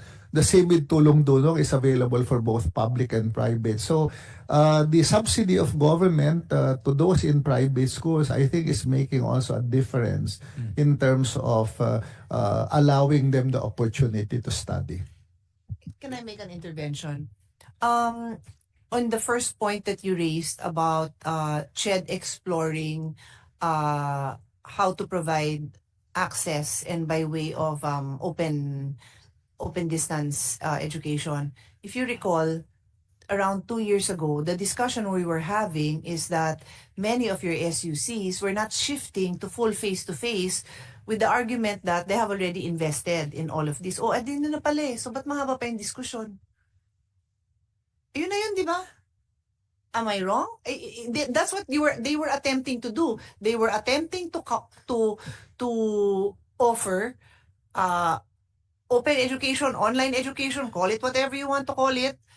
And then they didn't even want to make the shift back to face-to-face because ang laki na daw na in-invest, but we insisted, this body insisted, or now you find that as a possible track. And I have always said, go ahead. I just want it properly implemented. If you want to offer a particular course through 75% online, 50% online, 100% online, okay, just don't deceive the parents and the students that it is the same because it is different. It may be better for somebody like UP mentioned the OFW program.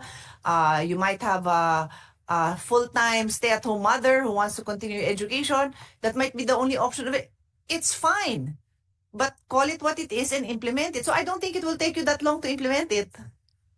Madam Chair, what they are doing is not open distance, it is flexible learning. Oh, flexible They learning. want to mix face-to-face with some online. Now, that is yes, what they that's want to do now. Yes, that's what they want to do. Oh, wasn't that what was happening then? Actually, I don't know, but most of the SOCs are doing more face-to-face now than No, I than know. online. Yeah. I'm stating the fact that 2 years ago, the discussion we were having is that the trend was to continue on your online. Merong halos 100%. Merong iba-ibang degree because may teachers na 100% tinuturo nila yung class nila online. Then may teacher na magpapapasok ng konti. That's it. That's what it is. That's what it is. So I'm saying that ang dami nyo ng mix na ganon, pwede mo na ngayong i-roll out. And that's what we discussed, diba? Yeah. We had said, the two of us in private conversations, that you wanna do it, go ahead, do it, but call it what it is. Yeah. Is it a study in campus for 3 months and then the rest of the 9 months you're at home learning, or in fact it could be tie-ups with bigger universities, diba? Yeah. Study in the smaller campuses, study in the smaller in the campus near you, and then you go. Lahat yun option. So I'm seeing hindi tayo starting from zero. All of the SUCs have done it in one way or another. So, Madam Chair, let's just do the open distance learning that we are pushing is to get the whole degree online, hindi flexible. Open distance learning. Understood. And what I'm saying is, they can do it. A lot of universities were practically doing it. They had subjects that were being taught 100% online. I cannot forget this because this is an argument that I was dealing with for the whole year.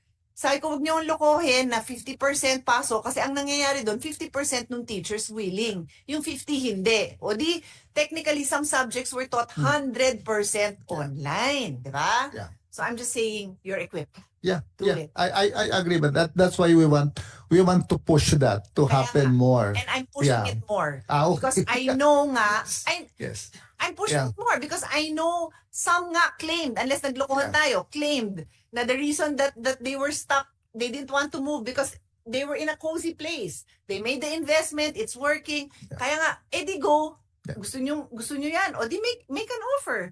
Make an offer. And then you can start assessing, have pilot projects. Because you're right, it has been done for many years. I invite all of you to read my committee's committee report, the Sustainable Development Innovation and Futures Thinking Committee report on the future of education. Kasi doon, to make it interesting to layman to it is not a doctoral thesis, okay? So lower your expectation. Gawa lang namin to ng staff ko, but to make it fun reading, we included Archie comic strips wherein pre-pandemic nag-online studies na sila Betty at si Veronica. Kasi nga yun na nga yung trend, and there are a lot of studies that show that was already the direction even before the pandemic happened. in anticipation of various changes in life, not just a pandemic, but just like in Africa where there's no access to good education in some areas, they did that. Anyway, nandun na yon, feel free to get a copy and read it. So I fully support. That's all I'm trying to say. Thank you. Go ahead. Thank you.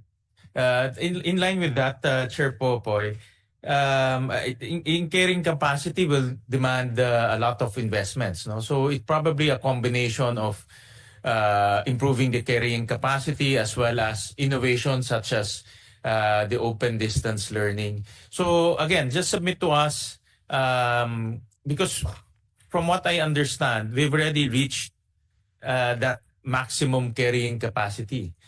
But the thing is we haven't reached our maximum potential. No? That carrying capacity became the barrier to reach the maximum potential. And when I say maximum potential, that means more students accessing higher education and therefore more students graduating with diploma. So this is a good problem in my opinion, no? Because mas maraming estudyante gusto mag-aral. No? Problema na ngayon ng gobyerno maghanap ng paraan para mapag-aral sila. So just submit to, again, the committee looking at this problem, the issue on carrying capacity, and taking note the recommendation of our chairperson to make open distance learning as a modality. Dahil nandiyan na yan. I remember the chairperson, she was very passionate in pushing face-to-face learning back after the pandemic. I remember during the budget hearing that was also a point, and at that time the CHED responded with the affirmative decision. So having said that, we want a study so that we can break the barriers, no? And reach our full potential in terms of enrollment. My next question is, of course, the free higher education, the UACTEA, is designed to reach our poorest households. Are we reaching our poorest household in terms of access and in terms of giving them the diploma that they need in order to look for meaningful jobs? We will know that data once the study of Region 1, 8, and 12 is completed, because that's exactly what we want to find out. To look at those who applied, look at those who qualified, and look at what happened in terms of admission policies, so they can tweak the admission policies to be more affirmative and equity-oriented, so that the schools can slowly target percentage of students coming from poor households, from far-flung areas, from poorer families. We only have anecdotal evidence across the universities, but we don't have comparable data. So once that study is completed, we will have the data for SUCS in Region 1, 8, and 12. And we will see what are the things that can be done for the admission policies of schools. Some of the schools are experimenting with various admission policies, like USTP decided that they will rank all their qualifiers and admit the poorer ones earlier than the richer ones. That was approved by their Board of Regents. So there are experiments going on in various SUCs. But we don't have that picture now. The data should come in once that study comes out, Mr. Chair. And now, we will now guide the other SUCs to tell them what policies can be adopted, what affirmative action, what equity policies can be adopted, so that we target those in the margins to be brought in, because it's easier to assist them once they are already enrolled. Mas madali nang tutukan. Ang problema, yung barrier is how do you pass the admission requirements of the school? Will that study be completed, Chairman? We have some preliminary data, but before the end of the year, we should have significant data already coming from the study. Okay. So this is being done by Don Mariano Marcos State University for all the SUCs in Region 1, Samar State University, I think, in Region 8, and University of Southern Mindanao ba? In Region 12. So we should have that data soon, Madam Chair. Yeah. Chairman, I saw a report by a study done by Dr. Chat Manasan, and she undertook a study on UACTEA, or free higher education for short. And interestingly, I saw some data that she presented, and she looked at AP's data and looked at the enrollment rates of the different deciles. And she also compared pre-free higher education and also post free higher education. And in her study that we saw, if you look at the poorest decile, no, the poorest, the second decile, and even if you add the third decile, which is the poorest 30%, the enrollment increased dramatically. No? And this is actually what we want to happen with free higher education, making access available to our poorest students. But I also took note that for the highest decile, or the richest decile, 9 and 10, it went down, the enrollment, slightly. No, it went down. No, looking at the slide, and which is also a phenomenon that we want to happen. No, because of course, the richer students can have other choices. For example, going to private schools or going to other schools. But what we want to focus in are the poorest 30% of our constituents, and for example, in the poorest decile, no, from 1.9% enrollment to 10% enrollment, which is a dramatic increase. In the second decile, from 5.3% enrollment to 11.8% enrollment. So this is what we want: no more poor students studying in college, availing of the free higher education subsidy that we are giving. Is this the same phenomenon that you are seeing on the ground, whether it's anecdotal or through your conversations with our SUC presidents? Yes, Madam Chair. I think this validates what our education champions like Senator Gatchalian was saying against the critics of free higher ed before. Because the argument before was that there should be no free higher ed, because if you subsidize free higher ed, you are subsidizing the non-poor more than the poor. That is what some people, some economists were saying. Well, the data is saying that that is not true. I think it is important to put that on note, that our education champions' belief was correct from the first. No? But I think what we have observed on the ground, Madam Chair, is the phenomenon of first-generation students and graduates. These are first in the family to enter university and first in the family to graduate from university. That is being tracked by some of our SUCs already. And in some of our SUCs, it goes up to more than 50% of their students are first-generation students.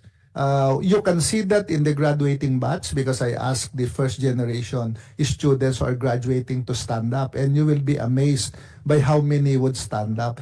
I think this was not noticed, or this was not assumed before, but clearly, as the data shows, the message is quite clear that students or poor students can try to go to university.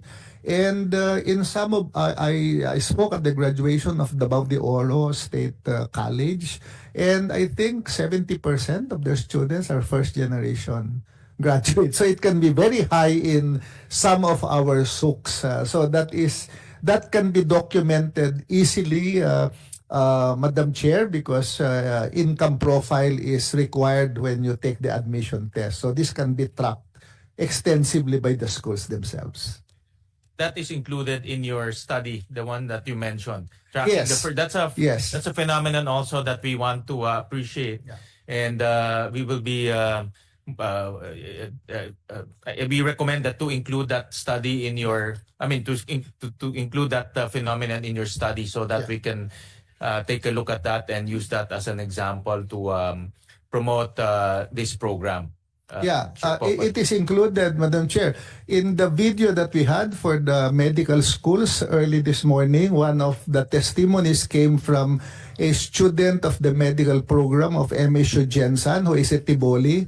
She is not only a first-generation student, she will be the first doctor in the Tiboli tribe in Lake Cebu if she finishes. She started in her education as a first generation graduate. She's now into med school. She's now, I think, on the third year.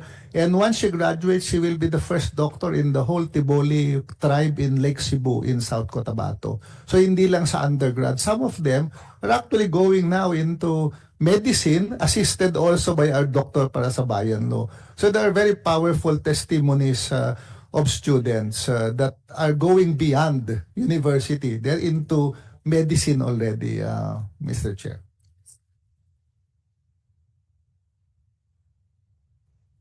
I'll make an intervention, no? To add to the discussion. So I'm looking at this data that we have, and this is coming from Pasok, but I am assuming naman that same naman kayo ng data. In 2022, there was a deficiency for the free higher education budget that the SUCs were receiving by 3.34 billion, and then nabayaran ng 998 million. So the deficiency is 2.342 million. And then in 2023, the deficiency was 4.4 billion. So far running total yan is 6.7 billion. And then in 2024, Pasok did a survey of the SUCs, and the deficiency is 2.308. Okay? So I'm assuming that's correct because I'm just reading the data that came from Pasok. So what does this mean? I asked my team, no, that has been going back and forth with Pasok, and I have the same team for the last 6 years. So I think we have very good communications with among all of us.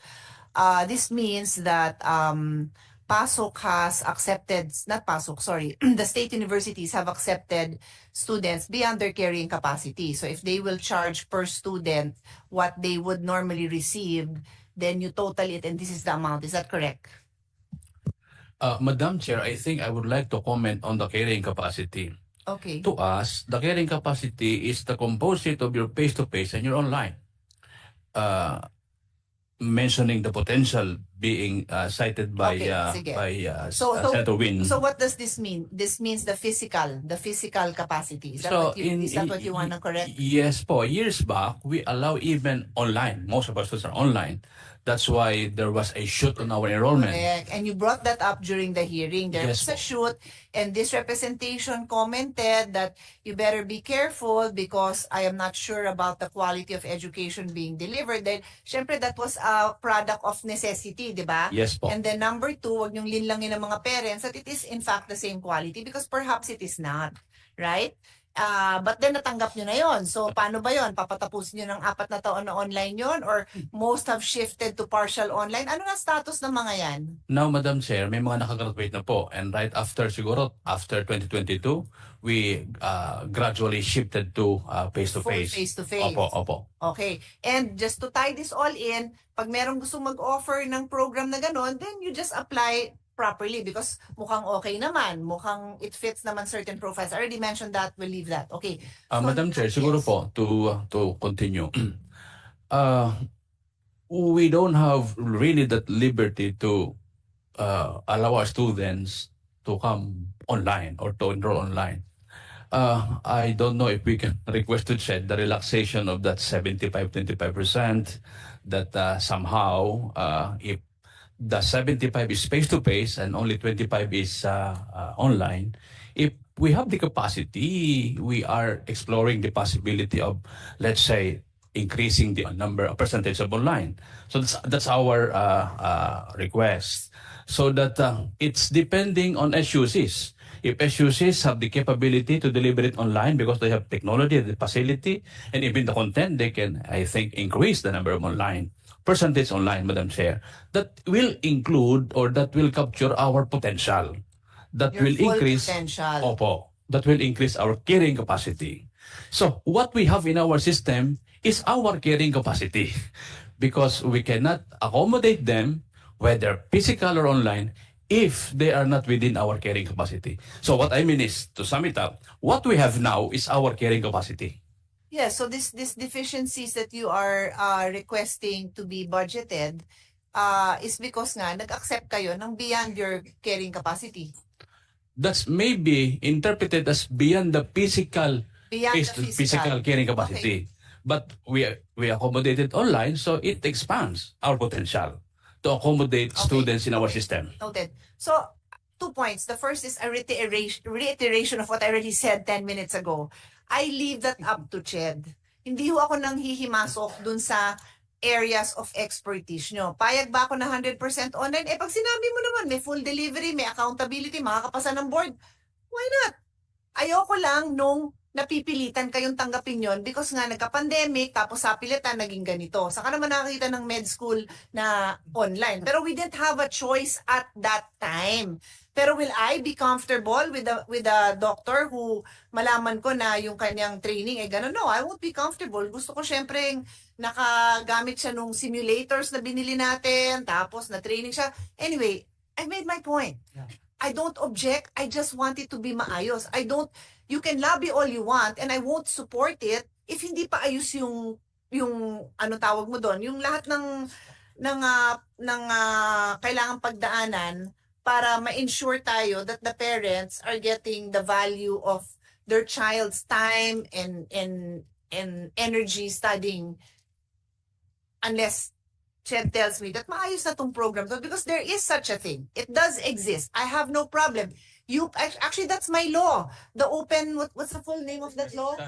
Open distance learning. That's my law. So, in case I've given anyone the wrong impression, I'm not against it. I just like it to follow the rules. Okay? Let's move on. Sayang ng oras.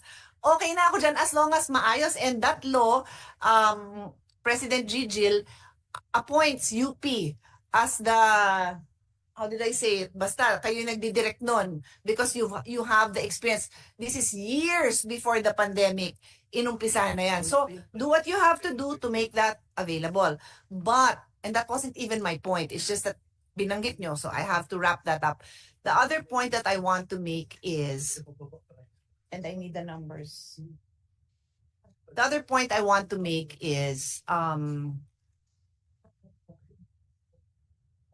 there is clearly a demand for by more students to study. And the physical structure, and when you say physical, or even the digital, kasi bibili ka ng gamit, tapos kunyari you can accommodate 1,000 more students. Yeah, but you have to have a laboratory. The teacher has to have, wag naman yung iPhone lang or kung anong, di ba, kailangan maayos yung setup na yun para effective yung delivery. So you still have to invest in that. My point is, because I'm tying it in, this was an intervention, remember, so it is related to the point of my colleague. I always want I am one of those who is always concerned that the poorest of the poor might be deprived. Okay? May be deprived. Clearly. Kung 10 kami dito, yung 8 may kaya, yung 2 hindi, pero equally, walang distinction. Tapos biglang hanggang 8 lang yung budget. O di, kung napunta sa 9 at 10 yung 2 mahirap, di nakapasok yung mas mayaman. It's obvious. So my point is, clearly, dito sa deficiency nyo, thousands of students wanted to study. And ilan dyan ang mahirap? Yun lang yung point ko. Ilan dyan ang mahirap. Obviously, mas limited ang kanilang capability. Mas limited ang options nila. Why? I go back to my advocacy. Some of you SUCs have already been beneficiaries. Dormitories. Doon pa lang sa dorm na walang titirhan, wala siyang kamag-anak sa city, tapos na. Wala na siyang titirhan. Hindi na siya makakaaral. So, yun lang naman yung point that I wanted to make. That I am a proponent of ensuring that the poorest of the poor get priority because less ang options nila. Yun lang yun. Yung mayaman, baka may kotse, baka may pamasahe pang sakay ng bus, baka may budget pang dormitory, may budget pang boarding house. Yung mahirap nga, wala. Yun lang. That's the only point I want to make in this discussion. Kaya kailangan yung studies lang natin maayos because I firmly believe na may nadideprive pa rin na mahirap. Yun ang paniniwala ko. And I don't think there's any study that will convince me na hindi nadideprive ang mahirap hanggat may mga mayaman na mas nakakakuha nun. Yun lang yung point ko. Okay? We can go back to you. Thank you, Madam Chair.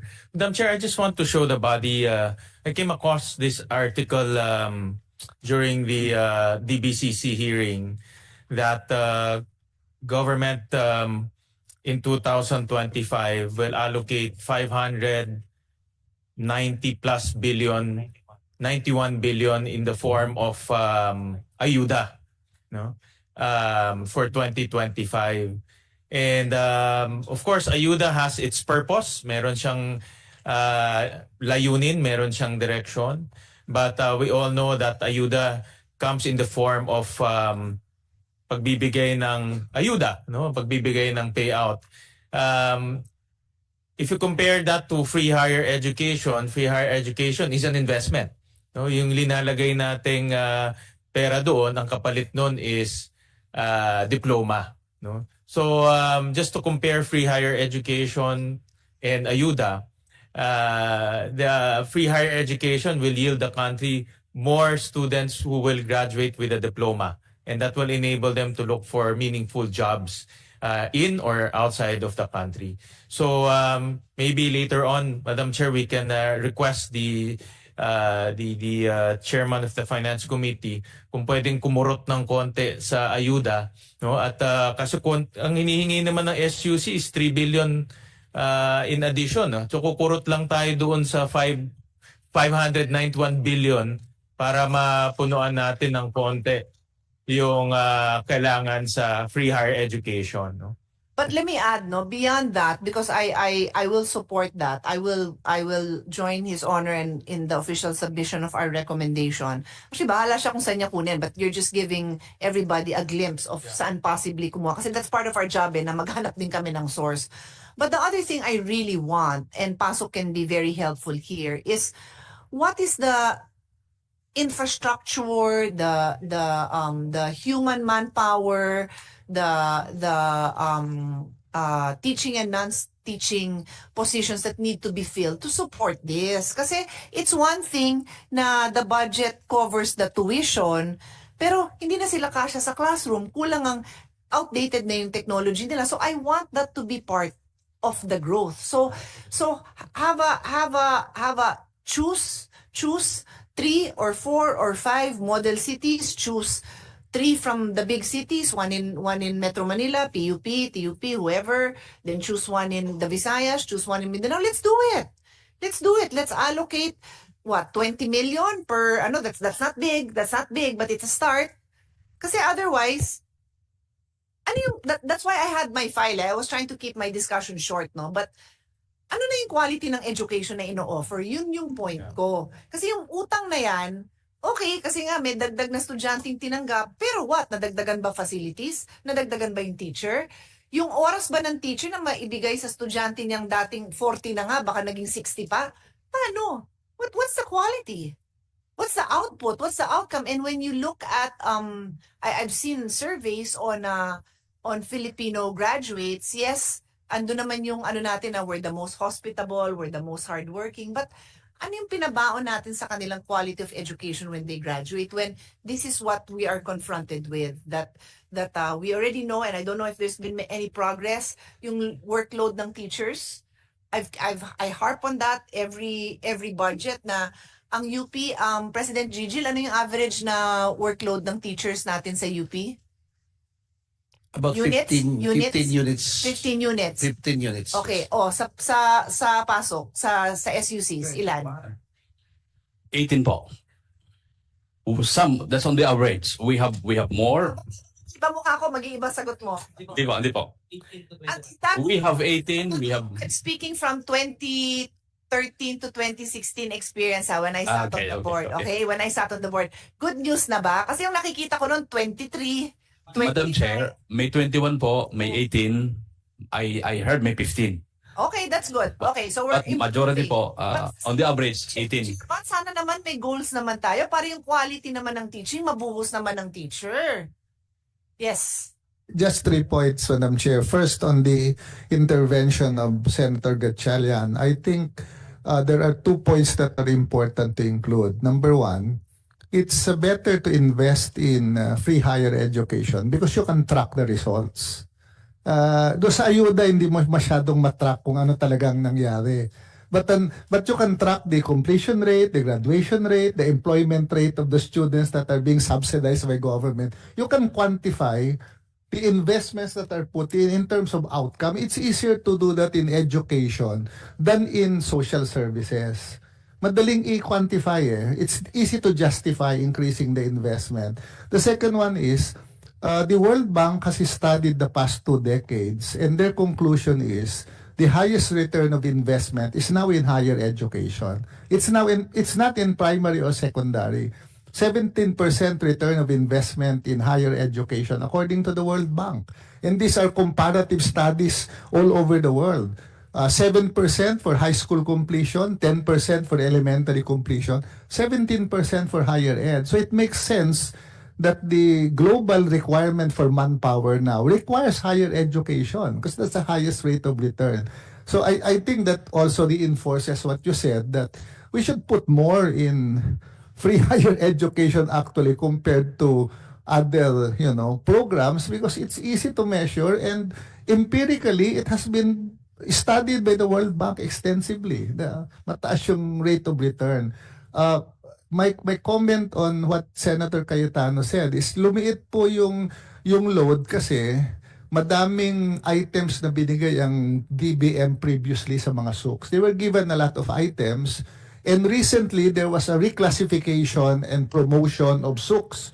So pag na-reclassify sila, tataas yung sweldo. It also frees up other items for recruitment of faculty. So we actually have more faculty members now compared to previous years. So the ratio, of course, will be affected by that, Madam Chair. Joined our good chairperson in stressing that it's also important to maintain quality and to improve quality. Hindi lang natin quantity or the more students is not the ultimate goal, but more students graduating from quality programs, quality schools, quality HEIs. So I join our good chairperson in stressing that point. Madam Chair, since 2018, when I was appointed chair, we required all state universities to have certificate of program compliance for all their degree programs.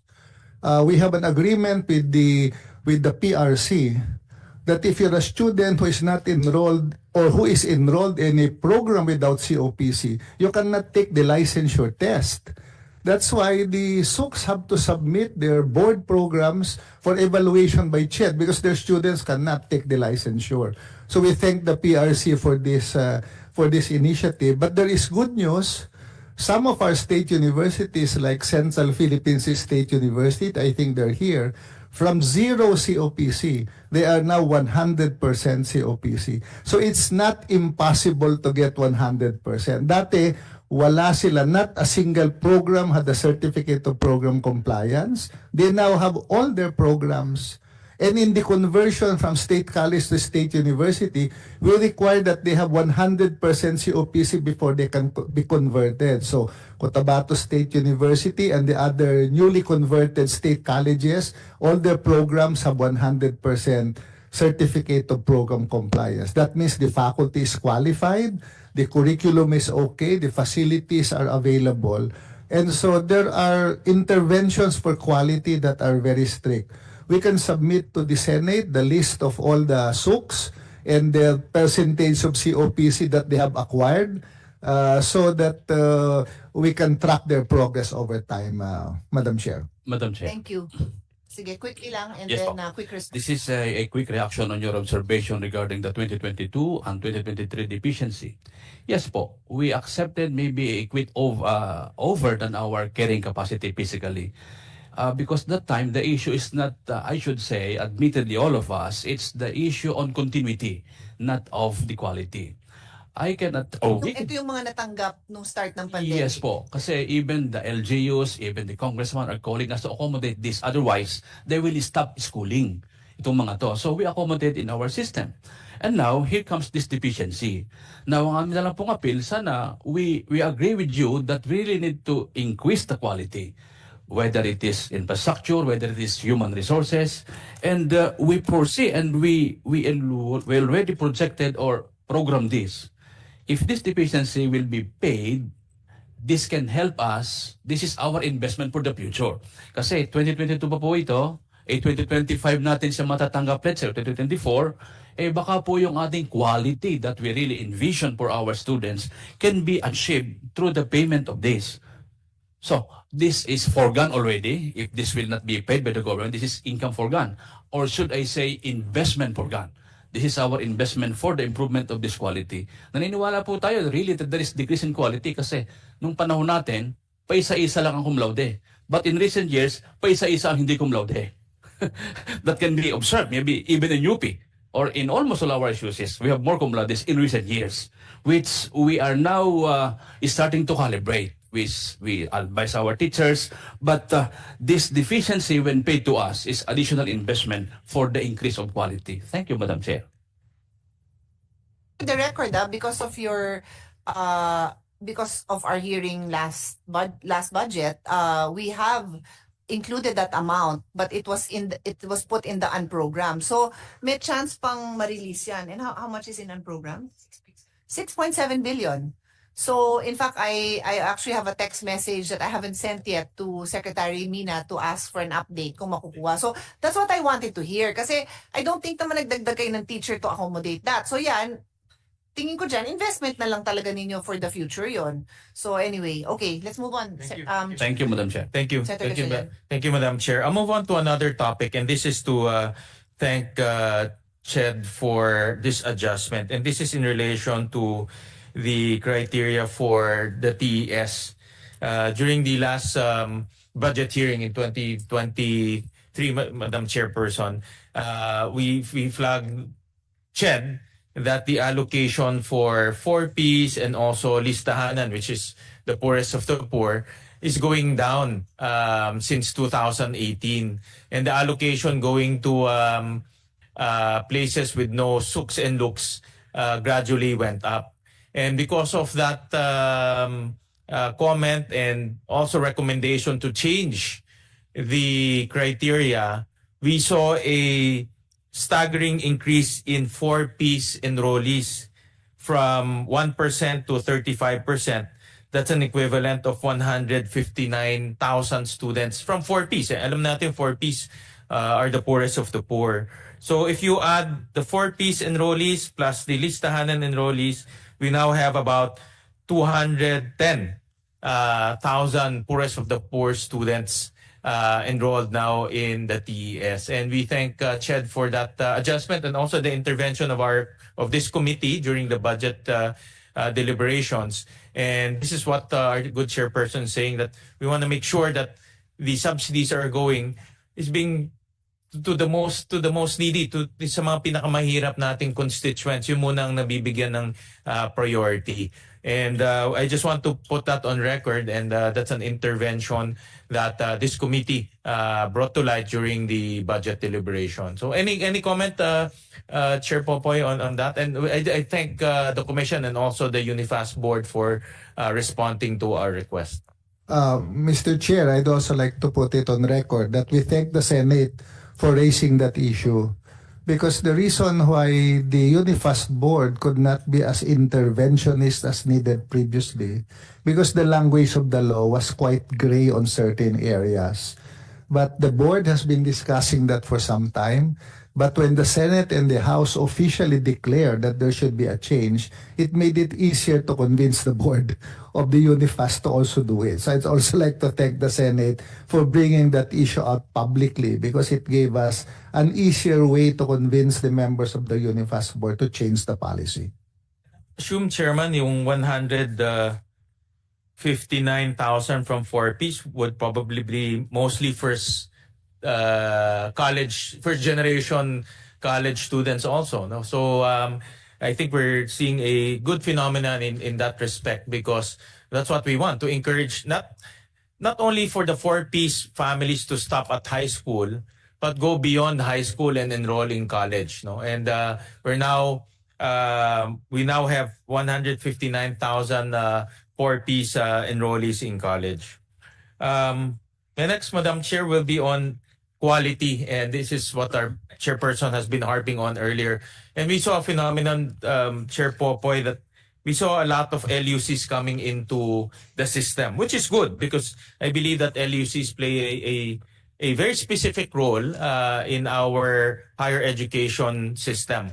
They're established by local government units, so most likely and probably majority of them respond to the needs of their locality and the needs of their local industries.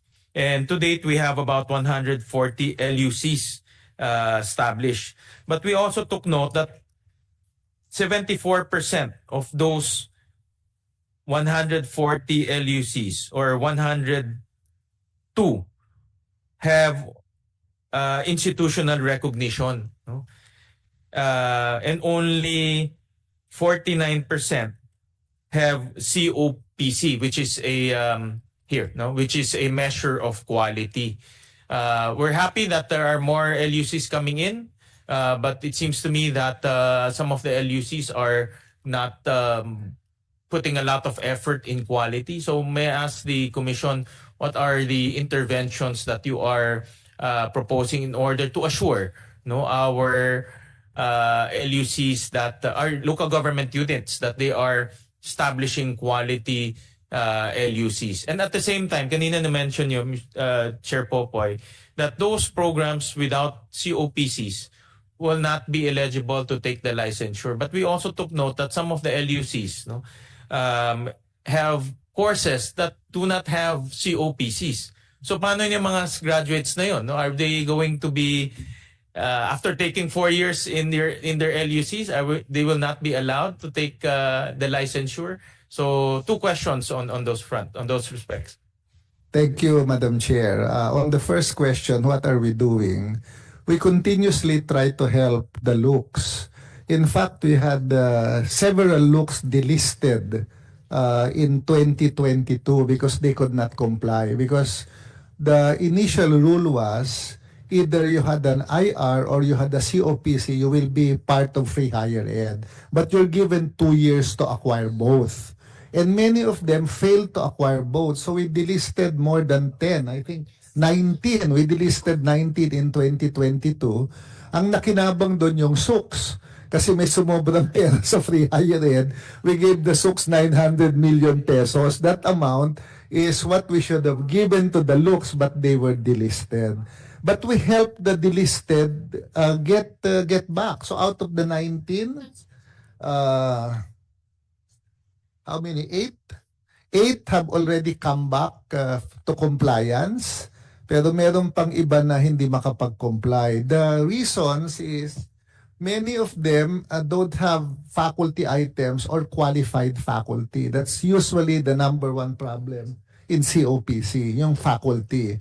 So we'll have to keep on talking to the LGUs so that the proper plantilla positions can be created and for them to recruit qualified faculty. The other one that aggravates it, Madam Chair, is some of them want to offer programs where COPC is difficult to get. Like there are LUCs who are targeting to offer nursing programs. And we have to keep on convincing them that the cost of putting up a nursing program is very significant. And it's very difficult because you need equipment, you need faculty. So we try to encourage them to go into degree programs where compliance is easier to achieve. So we have several LUCs whose intention to offer a nursing program really, even if you evaluate it, they really cannot. But for the richer LUCs, they can easily do it. Like San Pablo City College has a lot of money. Their nursing program was already approved because the LGU really puts effort into doing it. So we're sort of helping advise them what programs they could do. We're also trying to discourage them from going into programs where there's an apparent oversupply or, madali nga mag-comply pero ang dami na. Like everyone wants to offer criminology now. We're trying to dissuade them from doing that and do more technical IT programs where it is easier, the investment is not that high. But it's a continuous process because many of the LUCs, their knee-jerk reaction is they copy the SUCs. They see the SUC and they try to copy the programs. They still have to be convinced that LUCs perform a very different function from SUCs. They are not supposed to be the same. But it's a constant dialogue that we have to do with them, Madam Chair. Pero dumadami naman yung nagko-comply at saka dumadami yung looks na talagang nag-i-invest yung local government. You know, the City College of Dasmariñas has tremendous funding being put in by the local government. The San Pablo City College, they have tremendous, they're building a whole wing for their for their nursing and therefore HRM program. And if you see the facility, their facility is better than some of the smaller SUCs. So depende po kasi sa LGU kung na magtatayo, kung malaming pera LGU tsaka magaling talaga, walang problema. Pero yung iba, they think of it only in terms of free higher ed, so we have to help guide them, Madam Chair. How about those LUCs without COPC, Chair Popoy, and they're still offering the course? What will happen to the students? They cannot take the licensure unless they get their COPC. Otherwise, they go to the commission to seek exemption, special permit for humanitarian reasons. And if we issue a permit, a special permit for a humanitarian reasons, then the PRC accepts them. But they have to go to the commission and bank, and we look into why it happened. If it is clear that the HEI just keeps on delaying COPC, they don't even apply, iba yung usapan po pagka ganon. May mga iba kasi nag-a-apply naman at talagang nagsisipag, parang mas madaling bigyan ng special consideration. But there are those that just don't apply. We cannot see any legal reason why we should give a special consideration to them and write the PRC that they should be allowed to take the licensure. Well, Chairman, when you say delist, they are delisted from the free higher education, but they can still operate, diba? Yes, they have to charge tuition. Yeah. So this is what we suggest, because we are seeing an increase in LUCs, and kawawa naman yung mga estudyante if they are taking courses in the LUCs, but they don't know that the courses are not accredited. They don't have COPCs. And later on, after taking it for 4 years, they cannot take the licensure exam. No, so what I suggest is and I know that a lot of these LUCs, especially the LGUs, are invoking their autonomy, no, in creating such LUCs. But then again, we're also looking after the students who are enrolled in those LUCs. So what I suggest is to really look at the role of the LUCs. For example, what role are they performing, or what role should they perform in our society, and what role should they perform in relation to our entire higher education system? And at the same time, probably talk to DILG already to come up with a joint circular or a joint memorandum to govern or to regulate the local government units who are going to put up LUCs. Because based on the numbers that we are seeing, ang worry ko dito yung mga estudyante. No? If they are not institutionally recognized, the courses do not have COPCs, then it's the student who will carry or bear the brunt of these shortcomings. So I suggest that the commission already talk to DILG and start working on how to better regulate, better supervise, or better govern the LUCs so that they will be guided accordingly. Again, I support LUCs. They play a role in our higher education institutions. But then again, if quality is a question, then the enrollees who are going to that school will bear the brunt of all of these shortcomings. Madam Chair, we thank Senator Gatchalian for that manifestation. We are committed to ensuring quality. In fact, when they are authorized to offer a program, we give them 2 years to comply with the COPC. And if they cannot comply, we tell them to close.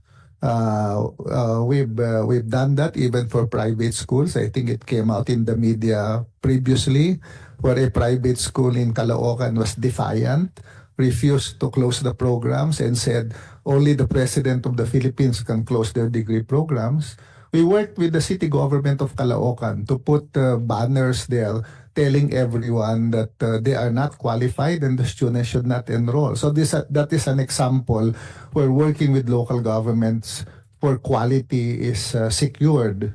And we facilitated the students to transfer to other schools. So we effectively closed 5-degree programs in that school. We hope that the bill to rationalize looks passes the Senate. There is a pending bill which now includes CHED in their governing board. Mahirap po kasing mag-intervene sa LUC kasi hindi kami kasama sa Board of Regents. We cannot participate. We have no clout in the board and therefore we can only advise, but we have no role in the decision-making of local colleges. The bill allows that to happen. CHED is already in the board.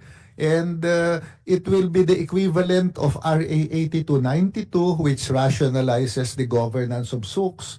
We need a Republic Act to rationalize the governance of local universities and colleges, Madam Chair. Thank you, Chairman Popoy.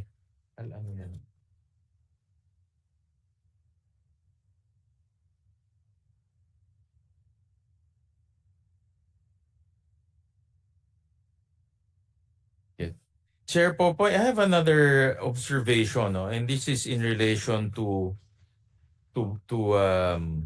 BARM. And of course, we are celebrating the high enrollment rate in the whole country, high participation rates in the different region. I'll flash a slide. In NCR, the participation rate is as high as 72%. But we are surprised to see that the BARM participation rate in higher education is only 3%. No? And I understand that free higher education is also available in the BARM. The subsidy programs that CHED offers is also available to the BARM. But obviously, napakalayo yung kanilang participation rate, no, compared to the rest of the country. No? So may I get any comments or what intervention is the Commission doing in order to help the BARM increase its participation rate at least to the average of the entire nation?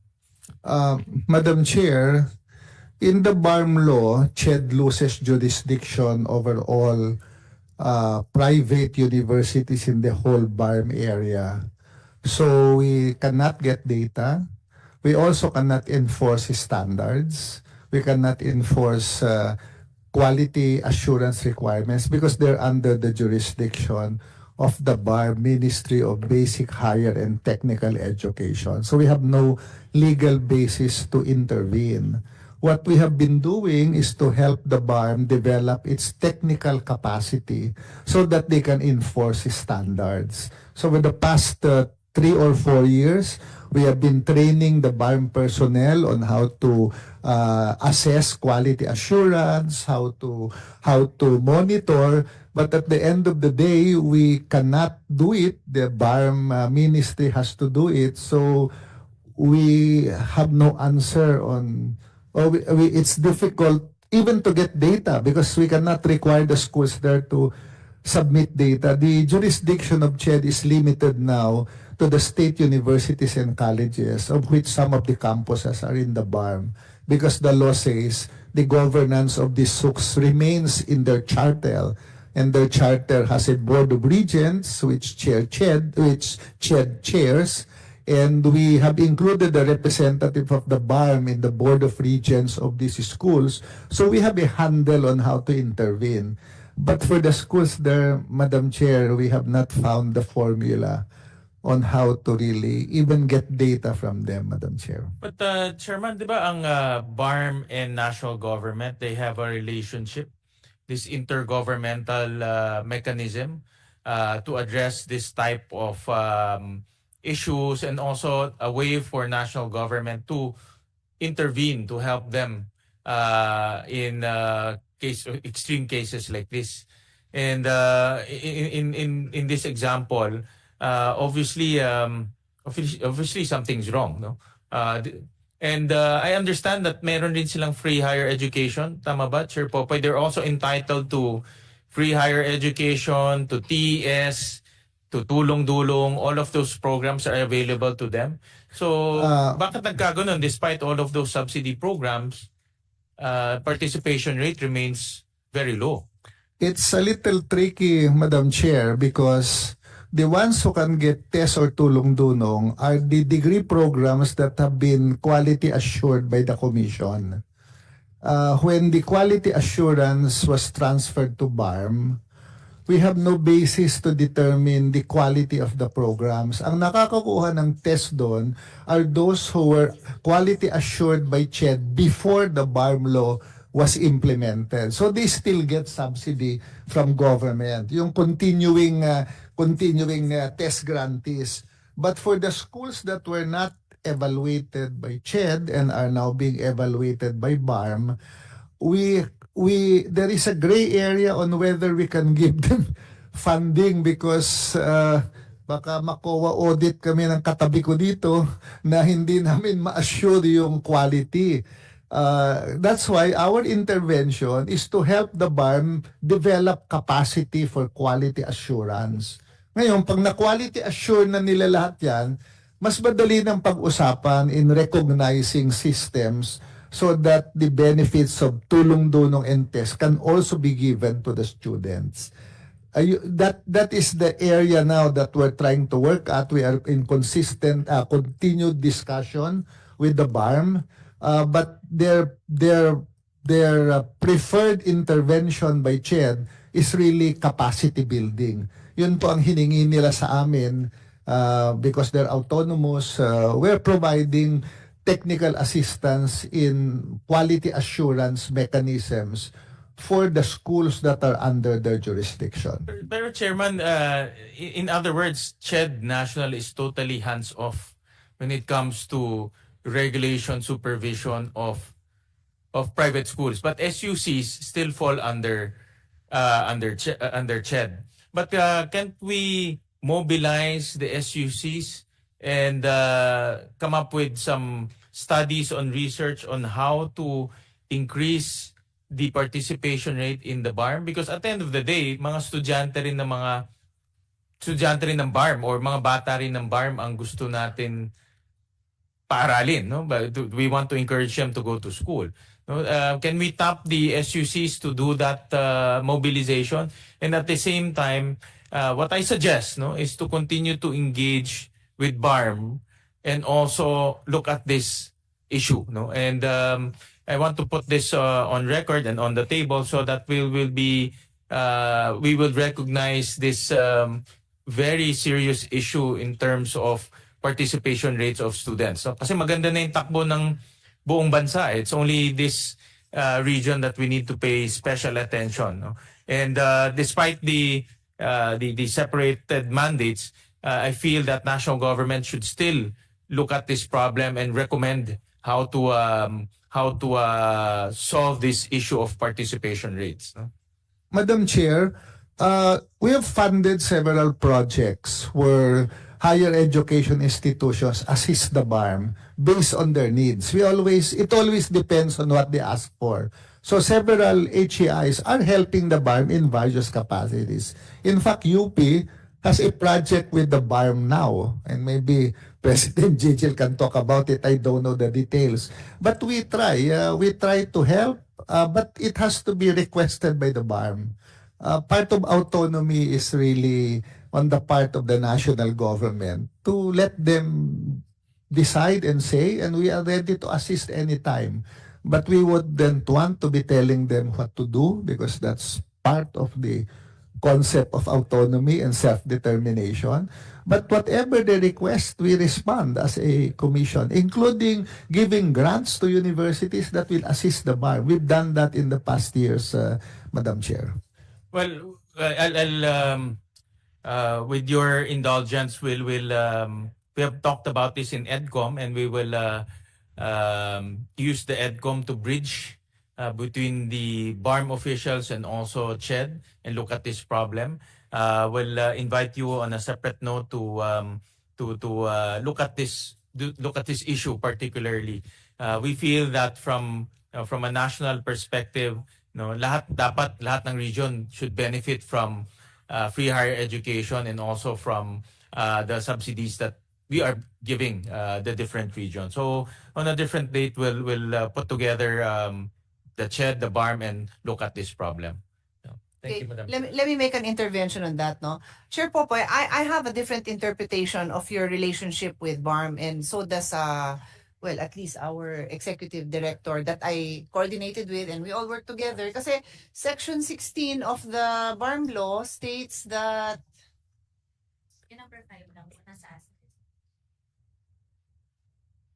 Section 16 states that, then I got lost.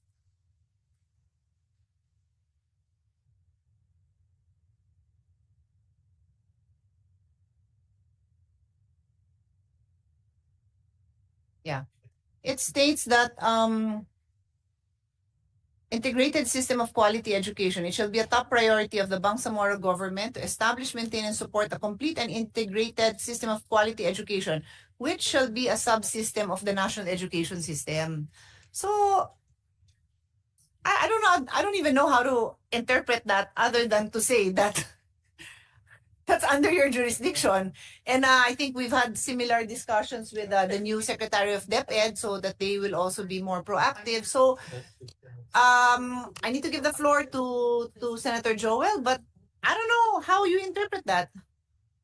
Just two interventions, Madam Chair. There is a specific provision of the BARM law that private universities are under the jurisdiction of the BARM. So we lose jurisdiction over them already because of the BARM law. The provision of the BARM that says national government program shall continue, we are doing that. We are giving test grants to students who are in the BARM area in schools that have been validated Let me by cut you right them. there, no? Yes, I know that in this discussion we cover private, public, but basically we're talking about SUKS naman here. So, Yung SUKS, Madam Chair, it's still under CHED. Walang problema. The SUKS in the BARM area. Did you make that qualification in your response? Yes. The SUKS are governed by their charter in the BARM law. So the board is still the one that decides. But access that Senator Sherman was pointing out. Yes, in the because SUKS, all the students in the SUKS get free higher education. They're eligible for TES and tulong-dunong in all the state universities and colleges that have campuses in the BARM area. And this includes Cotabato State here, portions of MSU, TRAC, Sulu State College, Tawi-Tawi. They all get all the benefits of national government in the SUKS. So the problem area is the private schools, Madam Chair, So because we don't have jurisdiction. Zero yung intervention nyo dyan. We are helping the BARM develop its capacity to monitor, to evaluate, and to get compliance for the private schools in their area. Yun ang tulong namin. Technical assistance to help them in assuring quality of the programs in private universities. I'll try to go back to this because I want to give the floor now to Senator Joel. Thank you. It's yours. Thank you, Madam Chair. I'd be very brief, Madam Chair. Let me just report to the body that I just came out of a meeting with Secretary Bonoan of DPWH, and I made mention of what had transpired earlier this afternoon, and he made mention, Madam Chair, about the per square meter rates. So we still abide by that policy that it should not be higher or higher than that rate, Madam Pero mas Chair. mahal yung So, sa kanila. Anyway, I told them about it. we'll write a formal letter because Yes, and I also showed them the presentation that you made, which I took a picture of. So I gave it to him, the number of projects, spending, and he will look into it and he will get back to me according to him before the end of the day or tomorrow at the latest. So just to let you know that we are working for all of you, Your Honors, Madam Chair. thank you so much, Senator Joel, for doing that. Kaya siya nawala, nagtatrabaho dun sa likod. Thank you, Madam Chair. Let me start by asking questions on the low budget utilization. This was mentioned a while ago by our chairperson, Chair Popoy, and I would just like to show this table 3 budget utilization. I heard about your catch-up plan, and I'm happy about it. I just wish that these numbers are already updated kasi mukhang hindi pa updated ito. Yung low obligation rate of 61.9%. Baka mas taas na po tayo ngayon, no? This includes scholarships, etc., which may affect the delivery of or access to higher education to learners. Just to ano ho, sensya na, wala na hong mas maliit dyan. Talagang yan na yung pinakamaliit. Sorry. But, having said that, I also wanted to ask Pasok kung how they are being affected, no, by low obligation rate in terms of operations. Kasi, Sec and Chair Popoy, may mga naririnig din po kami na, and even complaints, no? It's not validated, but we wanted to find out if it is true na yung releases are also a big problem. And because nadidelay yung releases, ang nangyayari, and we get all this information and complaints na, hindi, kasi gagamitin yan, hihintayin pa yung isang politiko o whoever na pupunta dun sa lugar at saka palang ibibigay. So I hope ma-address natin yan for the record, Chairman Popoy. Thank you, Madam Chair. Ang nahihirapan po kami ay yung validation ng mga tulong-dunong scholars kasi yung dinagdag na augmentation is... Which is 6 billion yeah, plus only came in June.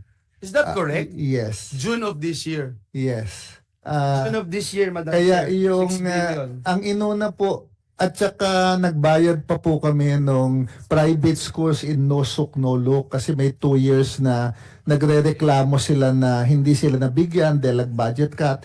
Naghanap kami ng pera sa HEDF, we got the money. Inuna namin bayaran yung 21 to 22 and 22 to 23 students in no suk no look private schools. 141,000 students po yung... Yun yung nakita nyo, na 140. 141,000 students sa test grantees were qualified. We had to pay them first because huli nga yung bayad. Tapos yung augmentation, iba-validate lahat. Bumagal po talaga. Kami ina-admit namin na hindi naman po kasi dumami yung tao namin. It's the same number of people but the volume of validation. But that's the thing, Chairman. Hindi ba part of it is the, may service fee yan na pwede nyo pong gamitin to hire? Meron po pero 1% lang ang 1% lang ang ina-allow. No? The other agencies, nasa 3 if Oh yes, there are those that are even higher than 3. Pero siguro mag-recommend kayo kung ano yung practical na pwede nating i-implement. Another thing, Chair Popoy, it's not just validation or yung validation talaga yung bulk of the bottleneck. Hindi totoo yung releases.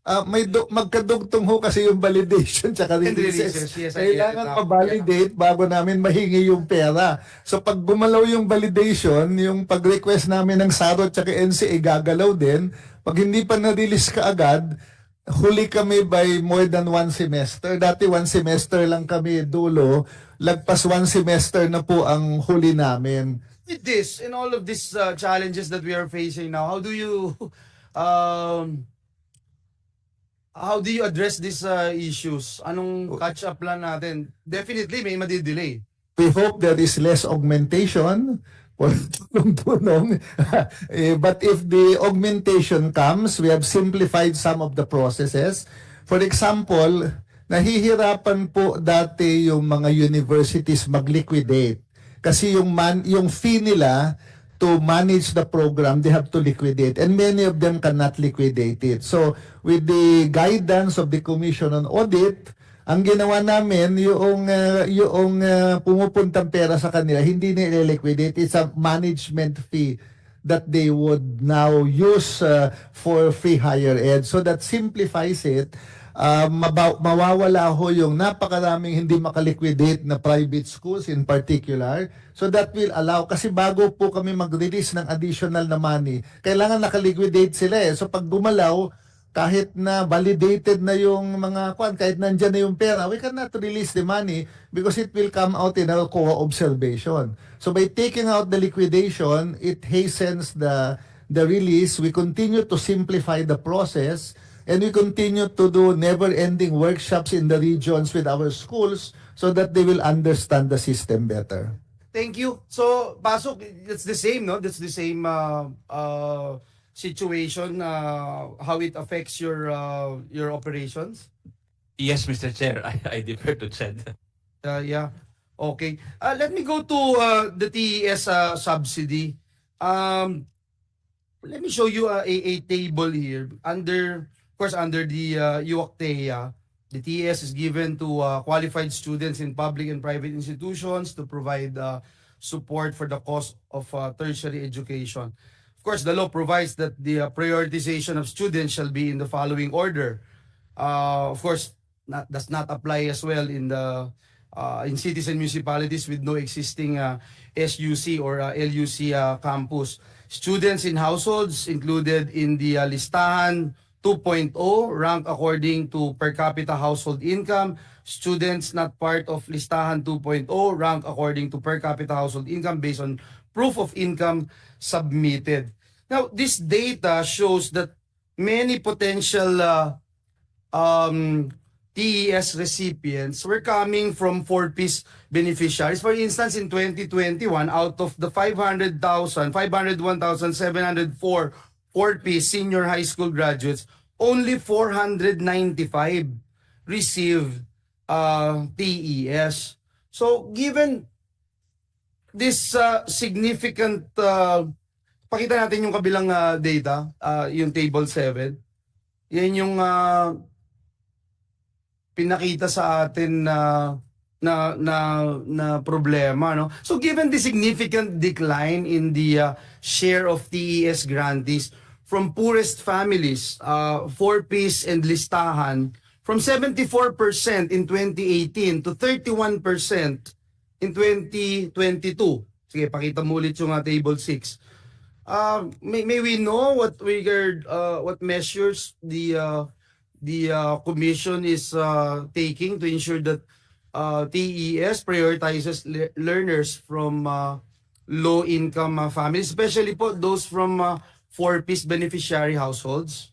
Madam Chair, when this was discussed in the budget hearing in 2023, that was brought our attention. So the Unifast Board reversed the policy, and the priority now is 4-piece and listahanan. So the distribution had moved to the other way. The biggest bulk of beneficiaries are now listahanan and 4-piece. After 2023. So we changed the policy, the Unifast Board changed the policy in 2023. Yeah. Starting 2023 po, pinalitan namin yung policy because this was discussed in the budget hearing for fiscal year 2024. Yeah. Perhaps, Chairman, para lang magtugma yung data natin, baka pwedeng makahingi niyang kopya po na yan, no? May data po si Senator Gatchalian, pinakita niya kanina. Yeah. Sige. Parang nalito ako ngayon. I have 2-3 data na iba-iba eh.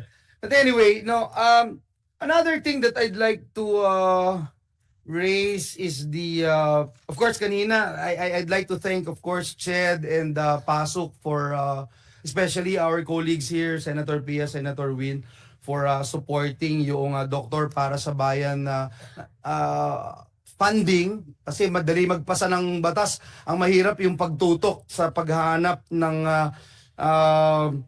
funding para itaguyod itong mga institusyon natin that would offer School of Medicine.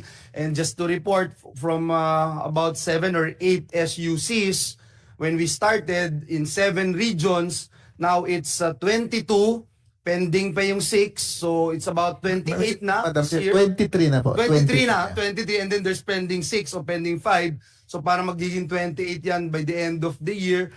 And we have all the regions na, no? 15 regions, if I'm not mistaken. Dalawang region na lang ang wala Dalawang po. region na lang. Caraga tsaka CAR. Yes, Caraga and CAR na lang yung pupunan natin. So, big feat po yan. And again, we congratulate all concerned officials and schools participating dito po sa programa na ito. Ang gusto ko lang pong tutukan ngayon, yung binabanggit lagi ng chairperson natin, no? Yung allied medical programs.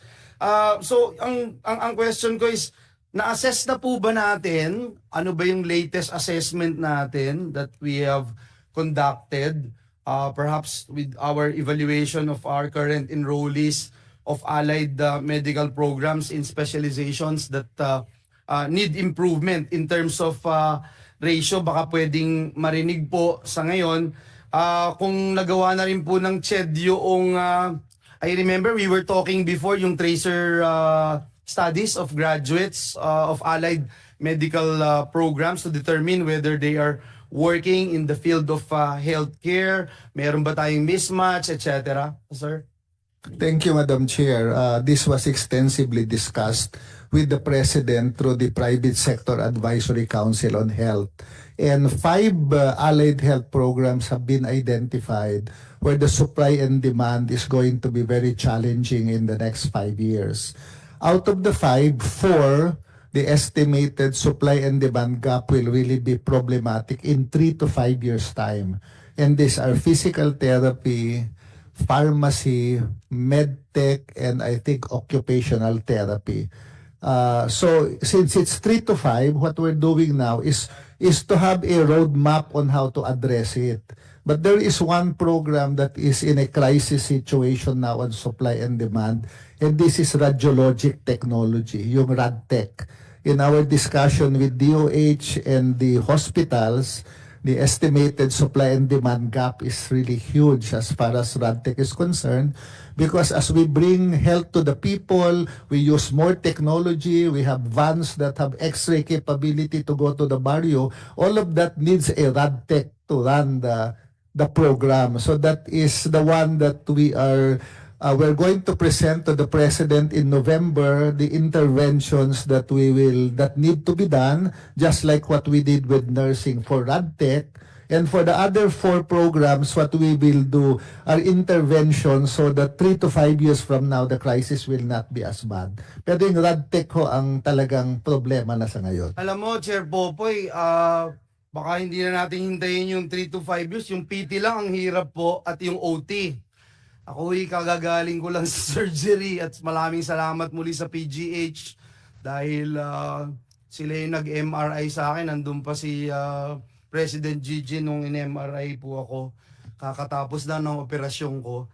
Pero ang hirap po maghanap ngayon ng PT. Ang hirap po. Yung OT, lagi namin napag-uusapan ni Chairperson Pia tungkol dito. No? So, I hope we can also get your thoughts about this, how we could be of help in as far as legislation is concerned. Gusto rin namin marinig sana rin yung how the commission is assisting yung mga graduates natin in landing jobs. Sana hindi lang puro abroad, although ang hirap talaga ang hirap talagang pilitin, no? Yung nag-therapy sa akin the past 5-10 years ago, siguro mga 5-10% na lang sa kanila yung nandito sa Pilipinas. Lahat abroad na ho sila lahat. So, yun lang ho, no? Hingi po tayo ng data doon. And then itong sa teacher education naman, institution, I was looking at the still low passing rates in the LET licensure examination for teachers. Yung between 2009 to 2023, still 33% for elementary education, 40% for secondary education. We know yung specific interventions ng CHED to address this issue to improve the performance of. I wanted to say that because I'm again here to mention itong mga data 2012 to 2022. 77 HEIs offering Bachelor of Elementary Education and 105 HEIs offering Bachelor of Secondary Education continued operations despite having consistently zero passing rates in the LET in the past 10 years. So, it's still in existence. So, mahirap po na yung mga magulang natin na nagbabanat buto para pag-aralin yung kanilang anak, zero chance pala yung makapasa sila sa LET. Mahirap naman po yun, no? So, I think if there's a need for CHED ng tulong from this committee, from this institution, we are here to help. I remember itong inapprove ng CHED Resolution number 352/2024 which amends its previous policies on teacher education. Nakuha ko na po yan. Baka lang po may updates po tayo. Sir Popoy. Thank you, Madam Chair. This is a problem that the Commission and Bank started discussing before COVID because we're very concerned. Tumama po kasi yung COVID kaya ang hirap kumuha ng data kung ano yung basis to evaluate everyone. So we renewed the discussion after COVID and we have approved already a program on how to rationalize teacher education institutions. We are currently evaluating about 300 higher education institutions. We're putting a cap on licensure results of 50% and higher. Those who have 50% below are being evaluated in terms not just of their LET exam, but their compliance with standards for faculty and for their dean, etc. And we have created a 3-tier system of compliance, and those that will fall to the lowest tier, we will close them. We will phase out the program, Madam Chair. May pending po tayo ngayon kung ilan yan. 300 ho yung ini-evaluate. Pero we're getting data on the ground level to our regional offices. Once we get the data, we can categorize them on Tier 1, Tier 2, Tier 3. And yung Tier 1, yun yung ipapa-discontinue yung program. Yung Tier 2 tsaka Tier 3 will be assisted by CHED for compliance. So there is a approved framework already by the Commission and Bank. It has also been reported to the EDCOM on what we want to do. We're just getting the data on the ground. Once that is available, we will now act on it as a commission. Pero just to expedite the deliberation, Chair Popoy, if we can have a status report, yung kung ano lang yung available po, no? The only reason why I'm raising this is number one, to make sure that CHED would be able to support underperforming teacher education programs. No, yung pwede pa natin i-save, tingin natin kulang lang, kulang sa konting sustansya, bigyan natin ng konting sustansya, etc. And then yung, siyempre, yung ma-monitor po natin at ma-sanction ng CHED yung mga non-compliant and with the standards prescribed by the Commission. I'll go to the next topic. This is very dear to my heart, and a lot of the senators, especially Senator Win and Senator Pia, would attest to this. I always raise this every budget deliberation.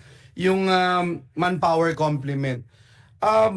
Right now, if you look at CHED's staffing summary from 2021 to 2025,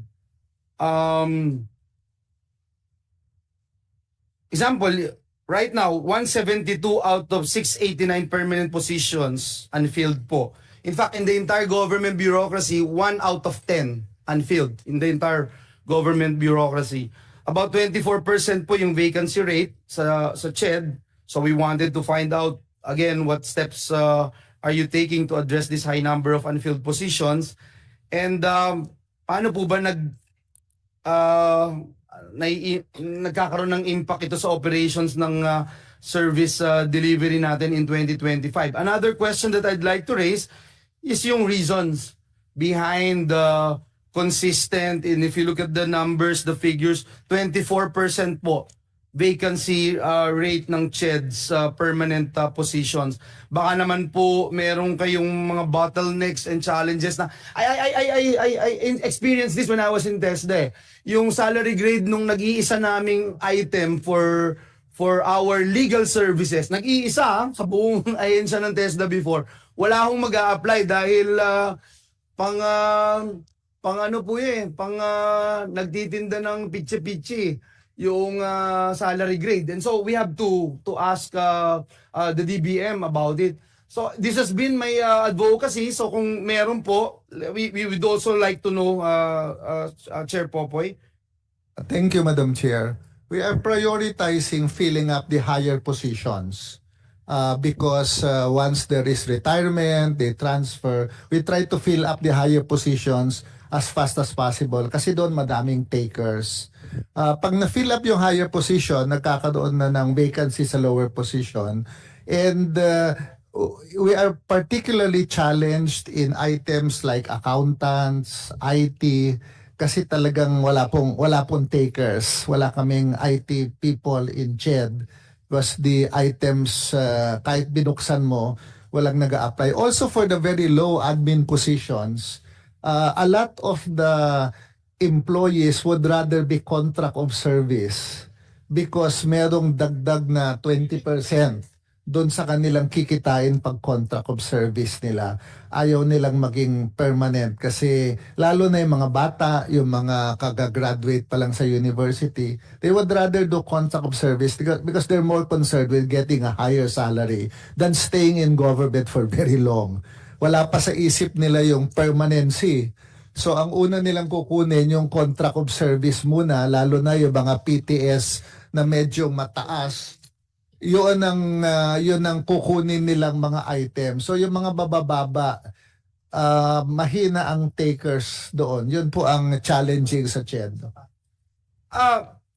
Chair Popoy, pinag-usapan namin ni Chairperson Pia yung kahalagahan din ng we assess these items Kasi if these items are no longer relevant, then we give it back to the Department of Budget and Management and come up with another item that is more attractive sa mga applicants natin. I'm also looking at I was looking at my notes last year, and last year I made mention about these technical panels, yung mga contractual positions in regional offices.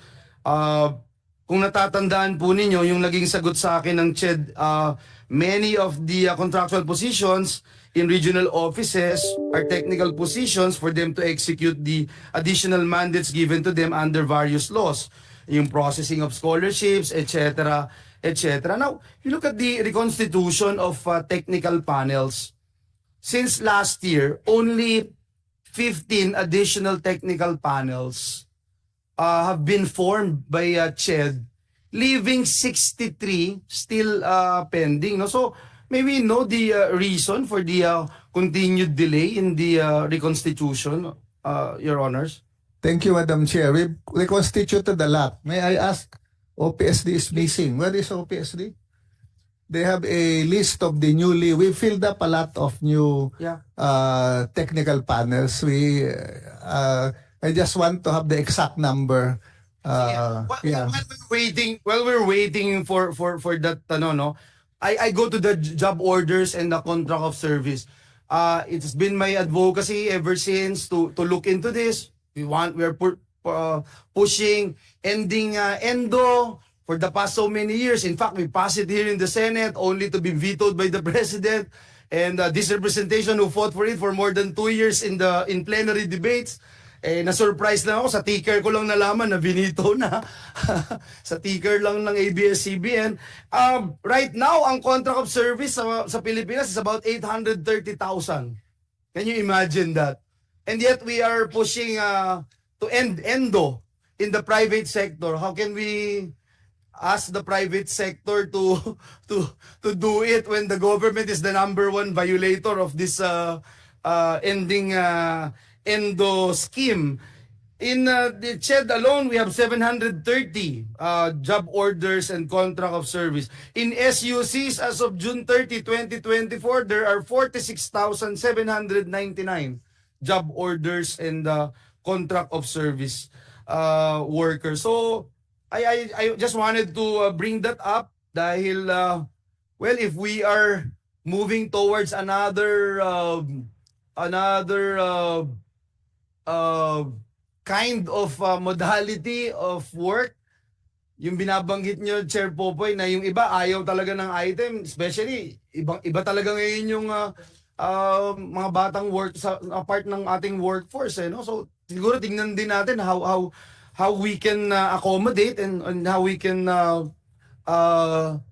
do it in such a way that they will be more effective, more convenient for our workforce, and at the same time more efficient naman sa ating mga schools and universities. So you have the data now dun sa reconstitution of our technical panels. Tsaka siguro yung gusto natin makita itong timeline in completing this process kasi 2020 pa po ito eh. Sige po. Madam Chair, may I ask that we recognize our Office of Program Standards to update us on the reconstitution of technical panels. Good afternoon, Madam Chair. Just an update on the reconstitution of the technical panels. As of today, we have 33 technical panels reconstituted. We're down to 55 technical panels. The technical panels that have not been reconstituted, some of these are for rationalization as to clustering. So, what we have approved recently is the cluster for business and management, and then for social sciences and communication, political science, sociology, economics, history, psychology, social work and community development, anthropology and archaeology, and then broadcasting and communications and journalism. And just recently, we also have approved the technical panel for Indigenous Peoples and Peace Studies Education, plus the technical panel for open learning and distance education, and the general education. Siguro yung we have 15 here, you made mention 33 na, no? So yung 16 ang 17, 18 yung kailangan pa natin. Baka pwedeng marinig lang namin yung 33 outside of this 15. And then ang natitira na lang is 51, is that correct? 55 po, sir. 55 pa. And what is the timeline for you guys to complete the process? Madam Chair, as had been mentioned, a lot of the technical panels were consolidated. Like for example, we had technical panels for every education specialization before. And the position of the commission is that it is cross-cutting. So we're collapsing them into one mother technical panel on education. And then we leave the technical panel to decide if they will reconstitute sub-panels. So some of these are being reconstituted. Ang malaki ho na hindi pa na-aksyonan are the engineering and technology technical panels because we're working with the Private Sector Advisory Council in reconstituting this. And the target is we finish it by December for the engineering and technical fields. Yan po yung malaki na madami-dami pa yan kasi sa engineering ang daming specialization. That's out of the 55, ilan ho kaya yung They would know. Nakalamp doon sa engineering? 15 po. 15 technical panels for engineering, sir. Sige ho. So mga 40 na lang yung hihintayin natin. Anyway, let me go to another point, Madam Chair. I wanted to... Madam Chair, maybe please, to Dr. respond Tirso. to Senator Joel's note on job orders and contract of service in SUCs. Well, you are true or you're correct that in SUCs even we have, in our data now, we have almost, or now it's more than 50,000 around 25,000 faculty, that is contract of service, and for job orders for employees, we have almost 25,000 po. But our efforts in ROS is successful in ROS Phase 1, that is non-teaching plantilla items. In Phase 1, we have more or less provided for 11,309 new positions and now being filled up by SUCs. That is position for admin under the offices of presidents, vice presidents, and admin finance of campuses. Now we are running the ROS Phase 2, and we are, of course, thanking DBM and SHED for working collaboratively with us so that our efforts to fill in the non-teaching position for research, extension, and auxiliary services will provide for more or less 15,000 new plantilla positions. And this is, of course, to lessen the existing job order workers under this non-teaching. So hopefully, this ROS Phase 2, as per commitment of DBM, will be able to be promulgated before the end of this year. Thank you, Madam Chair. Thank you, Dr. Tirso. It's just that it's saddening that when I started pursuing this advocacy to help our government in promoting security of tenure, because that's what our constitution states.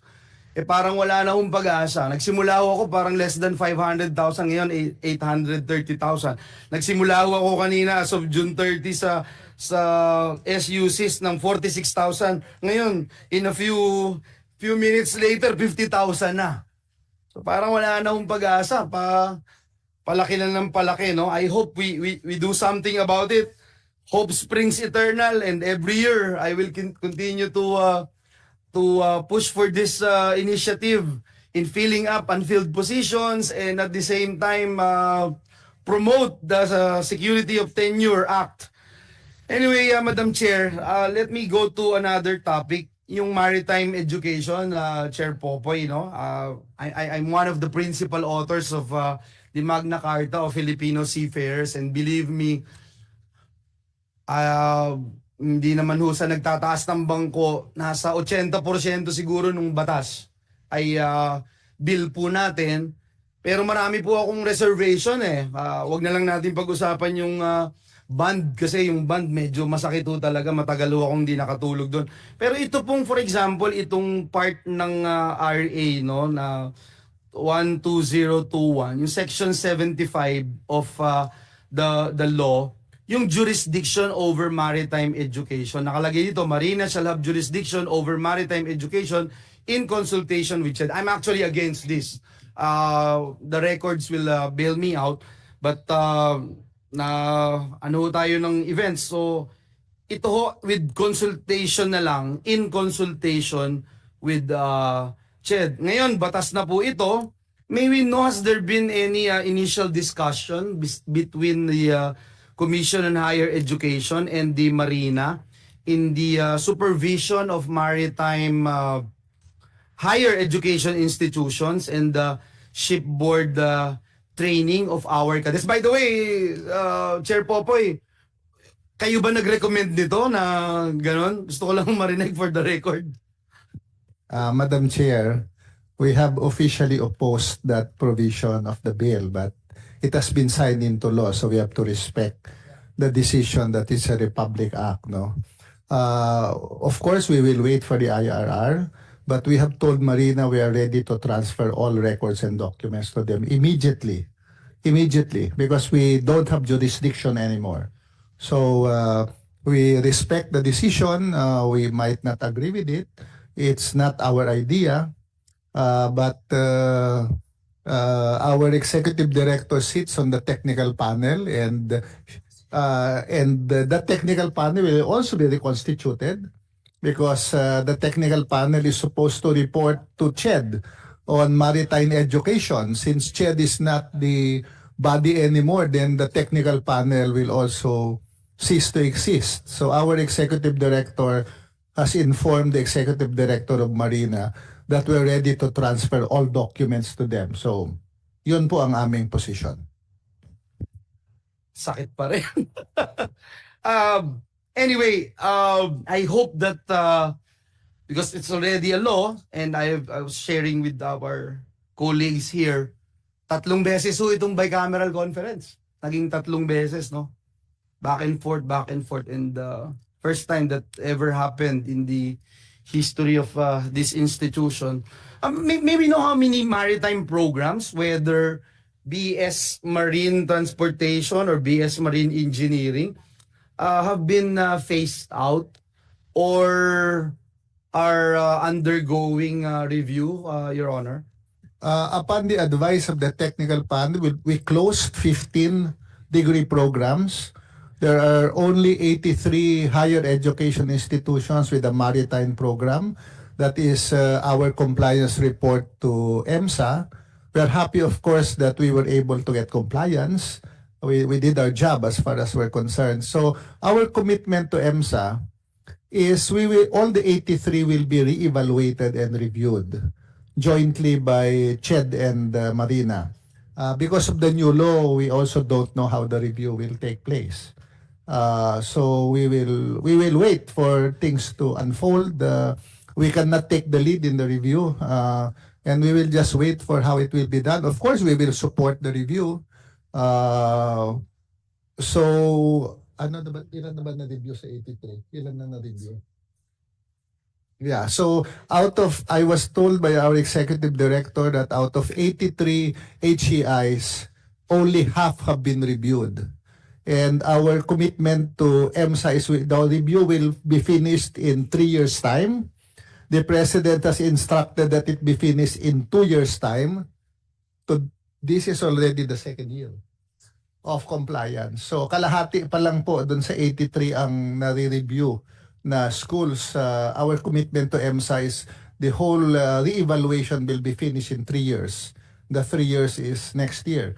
I think it's noteworthy that EMSA announced in 2023 yung it will continue to recognize the STCW certificates issued by Philippine-based training providers. Malaking bagay po yun. But still, Chairman Popo, yung criteria siguro, yun yung worry namin, yung criteria of CHED and Marina for monitoring and evaluating the continuous compliance of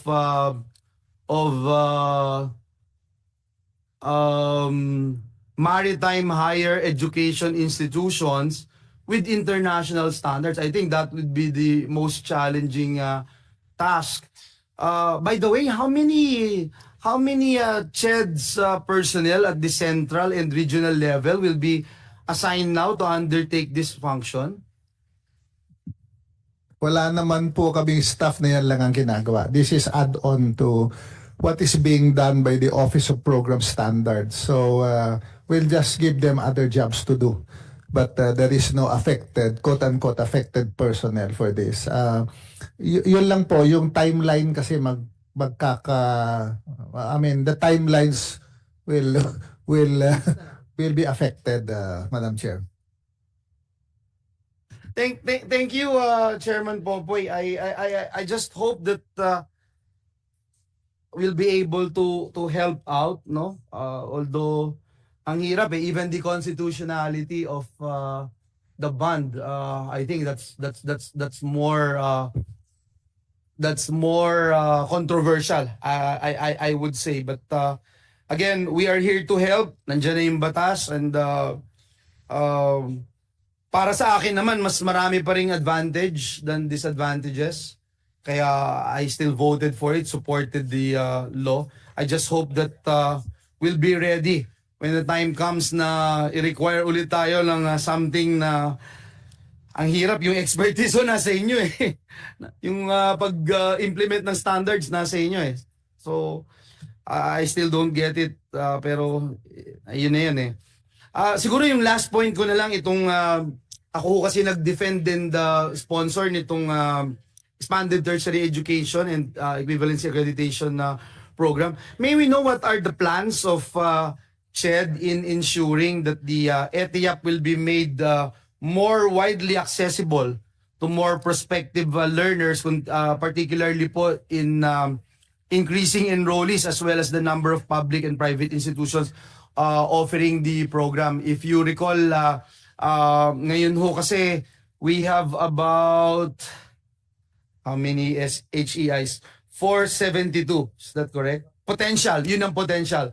472. But right now, we only have 110 total deputized higher education. And ano yung effect nung pagbaba natin noong sa level 2 na mangyayari, which would open up potential of additional 362 HEIs which would total to about 472 total potential HEIs that would be able to implement itong expanded tertiary education and equivalency accreditation program. Chairman. Madam Chair, the first thing that the Commission did was to map out where the HEIs are located. And we found out, that's why we started reforming the guidelines, that there were regions where there was no provider. So talagang may impact sa access It yan. was brought out during the plenary debates. Yeah. Yes, and so the priority was to identify possible HEIs in this region. Yun ang uunahing i-evaluate ng CHED at saka uunahing payagan. So we're not treating all the schools equally. We are targeting that the first level is it should be available in all regions. That's the first one.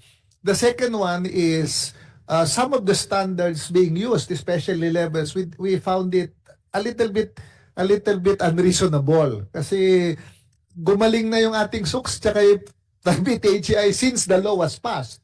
The quality of education has really changed dramatically, and therefore there may be HEIs that may have been categorized lower before but are very capable now. So that's the second intervention.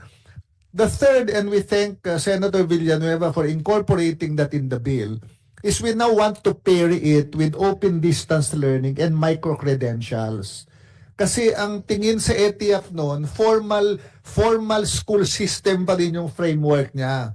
Pupunta ka pa din doon physically, magpapa-assess ka, papasok ka rin face-to-face. But technology is already available. Why? At saka yung mag-ETIAP, nagtatrabaho yan. Hindi, siyempre, kung papasok ka pa every time, tatama rin ka mag-ETIAP. So the new configuration is we will allow flexible learning, we will allow open distance learning as a mode, so the people who will get their ETIAP can continue working and earn their credits and micro-credentials. Kasi we can pair micro-credentials, stack them, especially because ETIAP applicants are already working. They can be assessed based on competence. And so their prior experience and prior learning, once certified, can be stacked and can be combined so that they don't have to take all the units that they have. So those are the new things that are in the ETIAP. And we thank again Senator Villanueva for incorporating all of this in the deliberation this Sunday. Thank you. Hingi lang po kaming isa. Kasi inihingi namin pero hindi nasama sa bill. Pero teka lang po sinama ho namin dito, other than the flexible learning, yung be part of the scholarship program. So they can actually have access to our scholarship program. Sige po, may... Hiling lang ho sana namin ay sana tulad doon sa transnational education law, we were hoping that in the bill, mag-create na ng special office in CHED with the adequate staff personnel to handle not just ETIAP but also micro-credentials and open distance learning. Kasi nakapatong ho ito do sa mga ginagawa ng ibang offices. And if you really want to push ETIAP the way we want to do it and pair it with distance learning, we need a dedicated office with specialization to do this, like what we did with transnational education law. Nilagay sa batas na gagawa ng special office to do transnational education exclusively because it's a new law, it is a new intervention. I think we need that to make ETIAP really big and to make it work.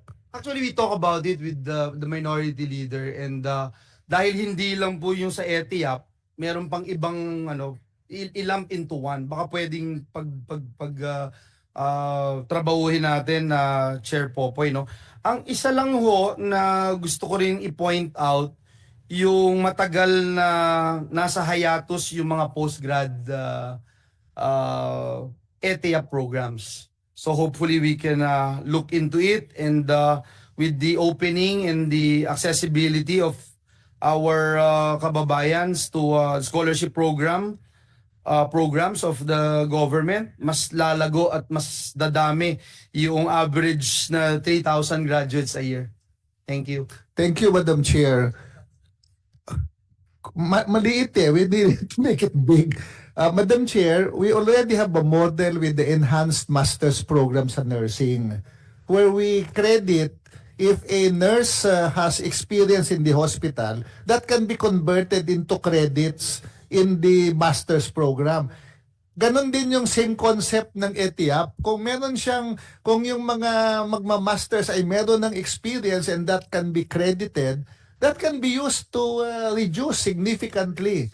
So, pwede po yung gawin kasi yung enhanced master's program na approved na ho, ini-implement na ng universities. That can be the model on how to do ETIAP in the graduate program. Part of the law is for CHED to be empowered to implement such. Yeah. Thank you, Madam Chair. Thank you, Senator Win, dear colleagues, at magandang hapon po muli sa bawat isa.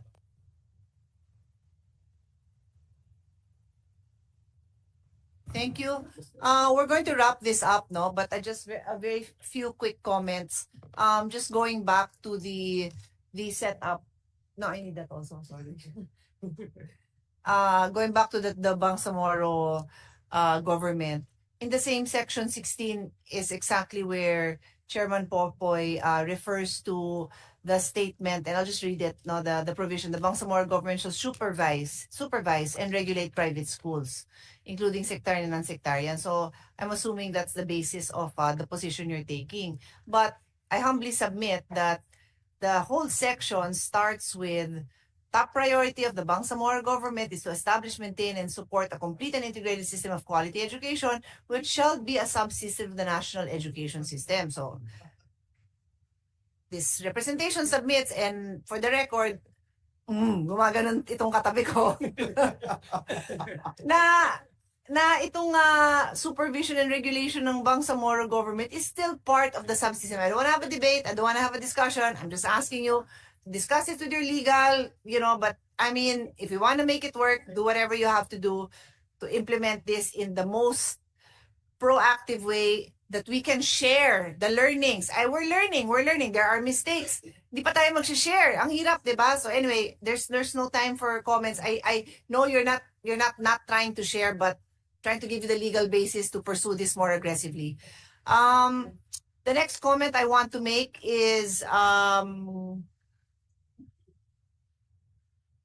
just to wrap up, because we used as a few examples in the private, well, not private, but in the event we had before the hearing on the importance of CHED working very closely with the health sector on the allied professions necessary. Then here it was touched on again in terms of the shortages. So in so many other areas, we really need more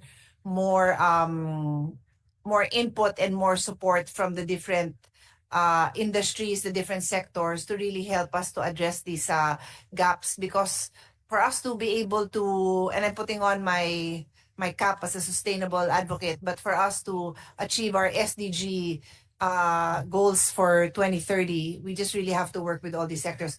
Walang huhugutan ang CHED kung wala naman yung input nitong mga experts in the other areas. As I said, this is my 6th year chairing this, so there's not much left for me to say.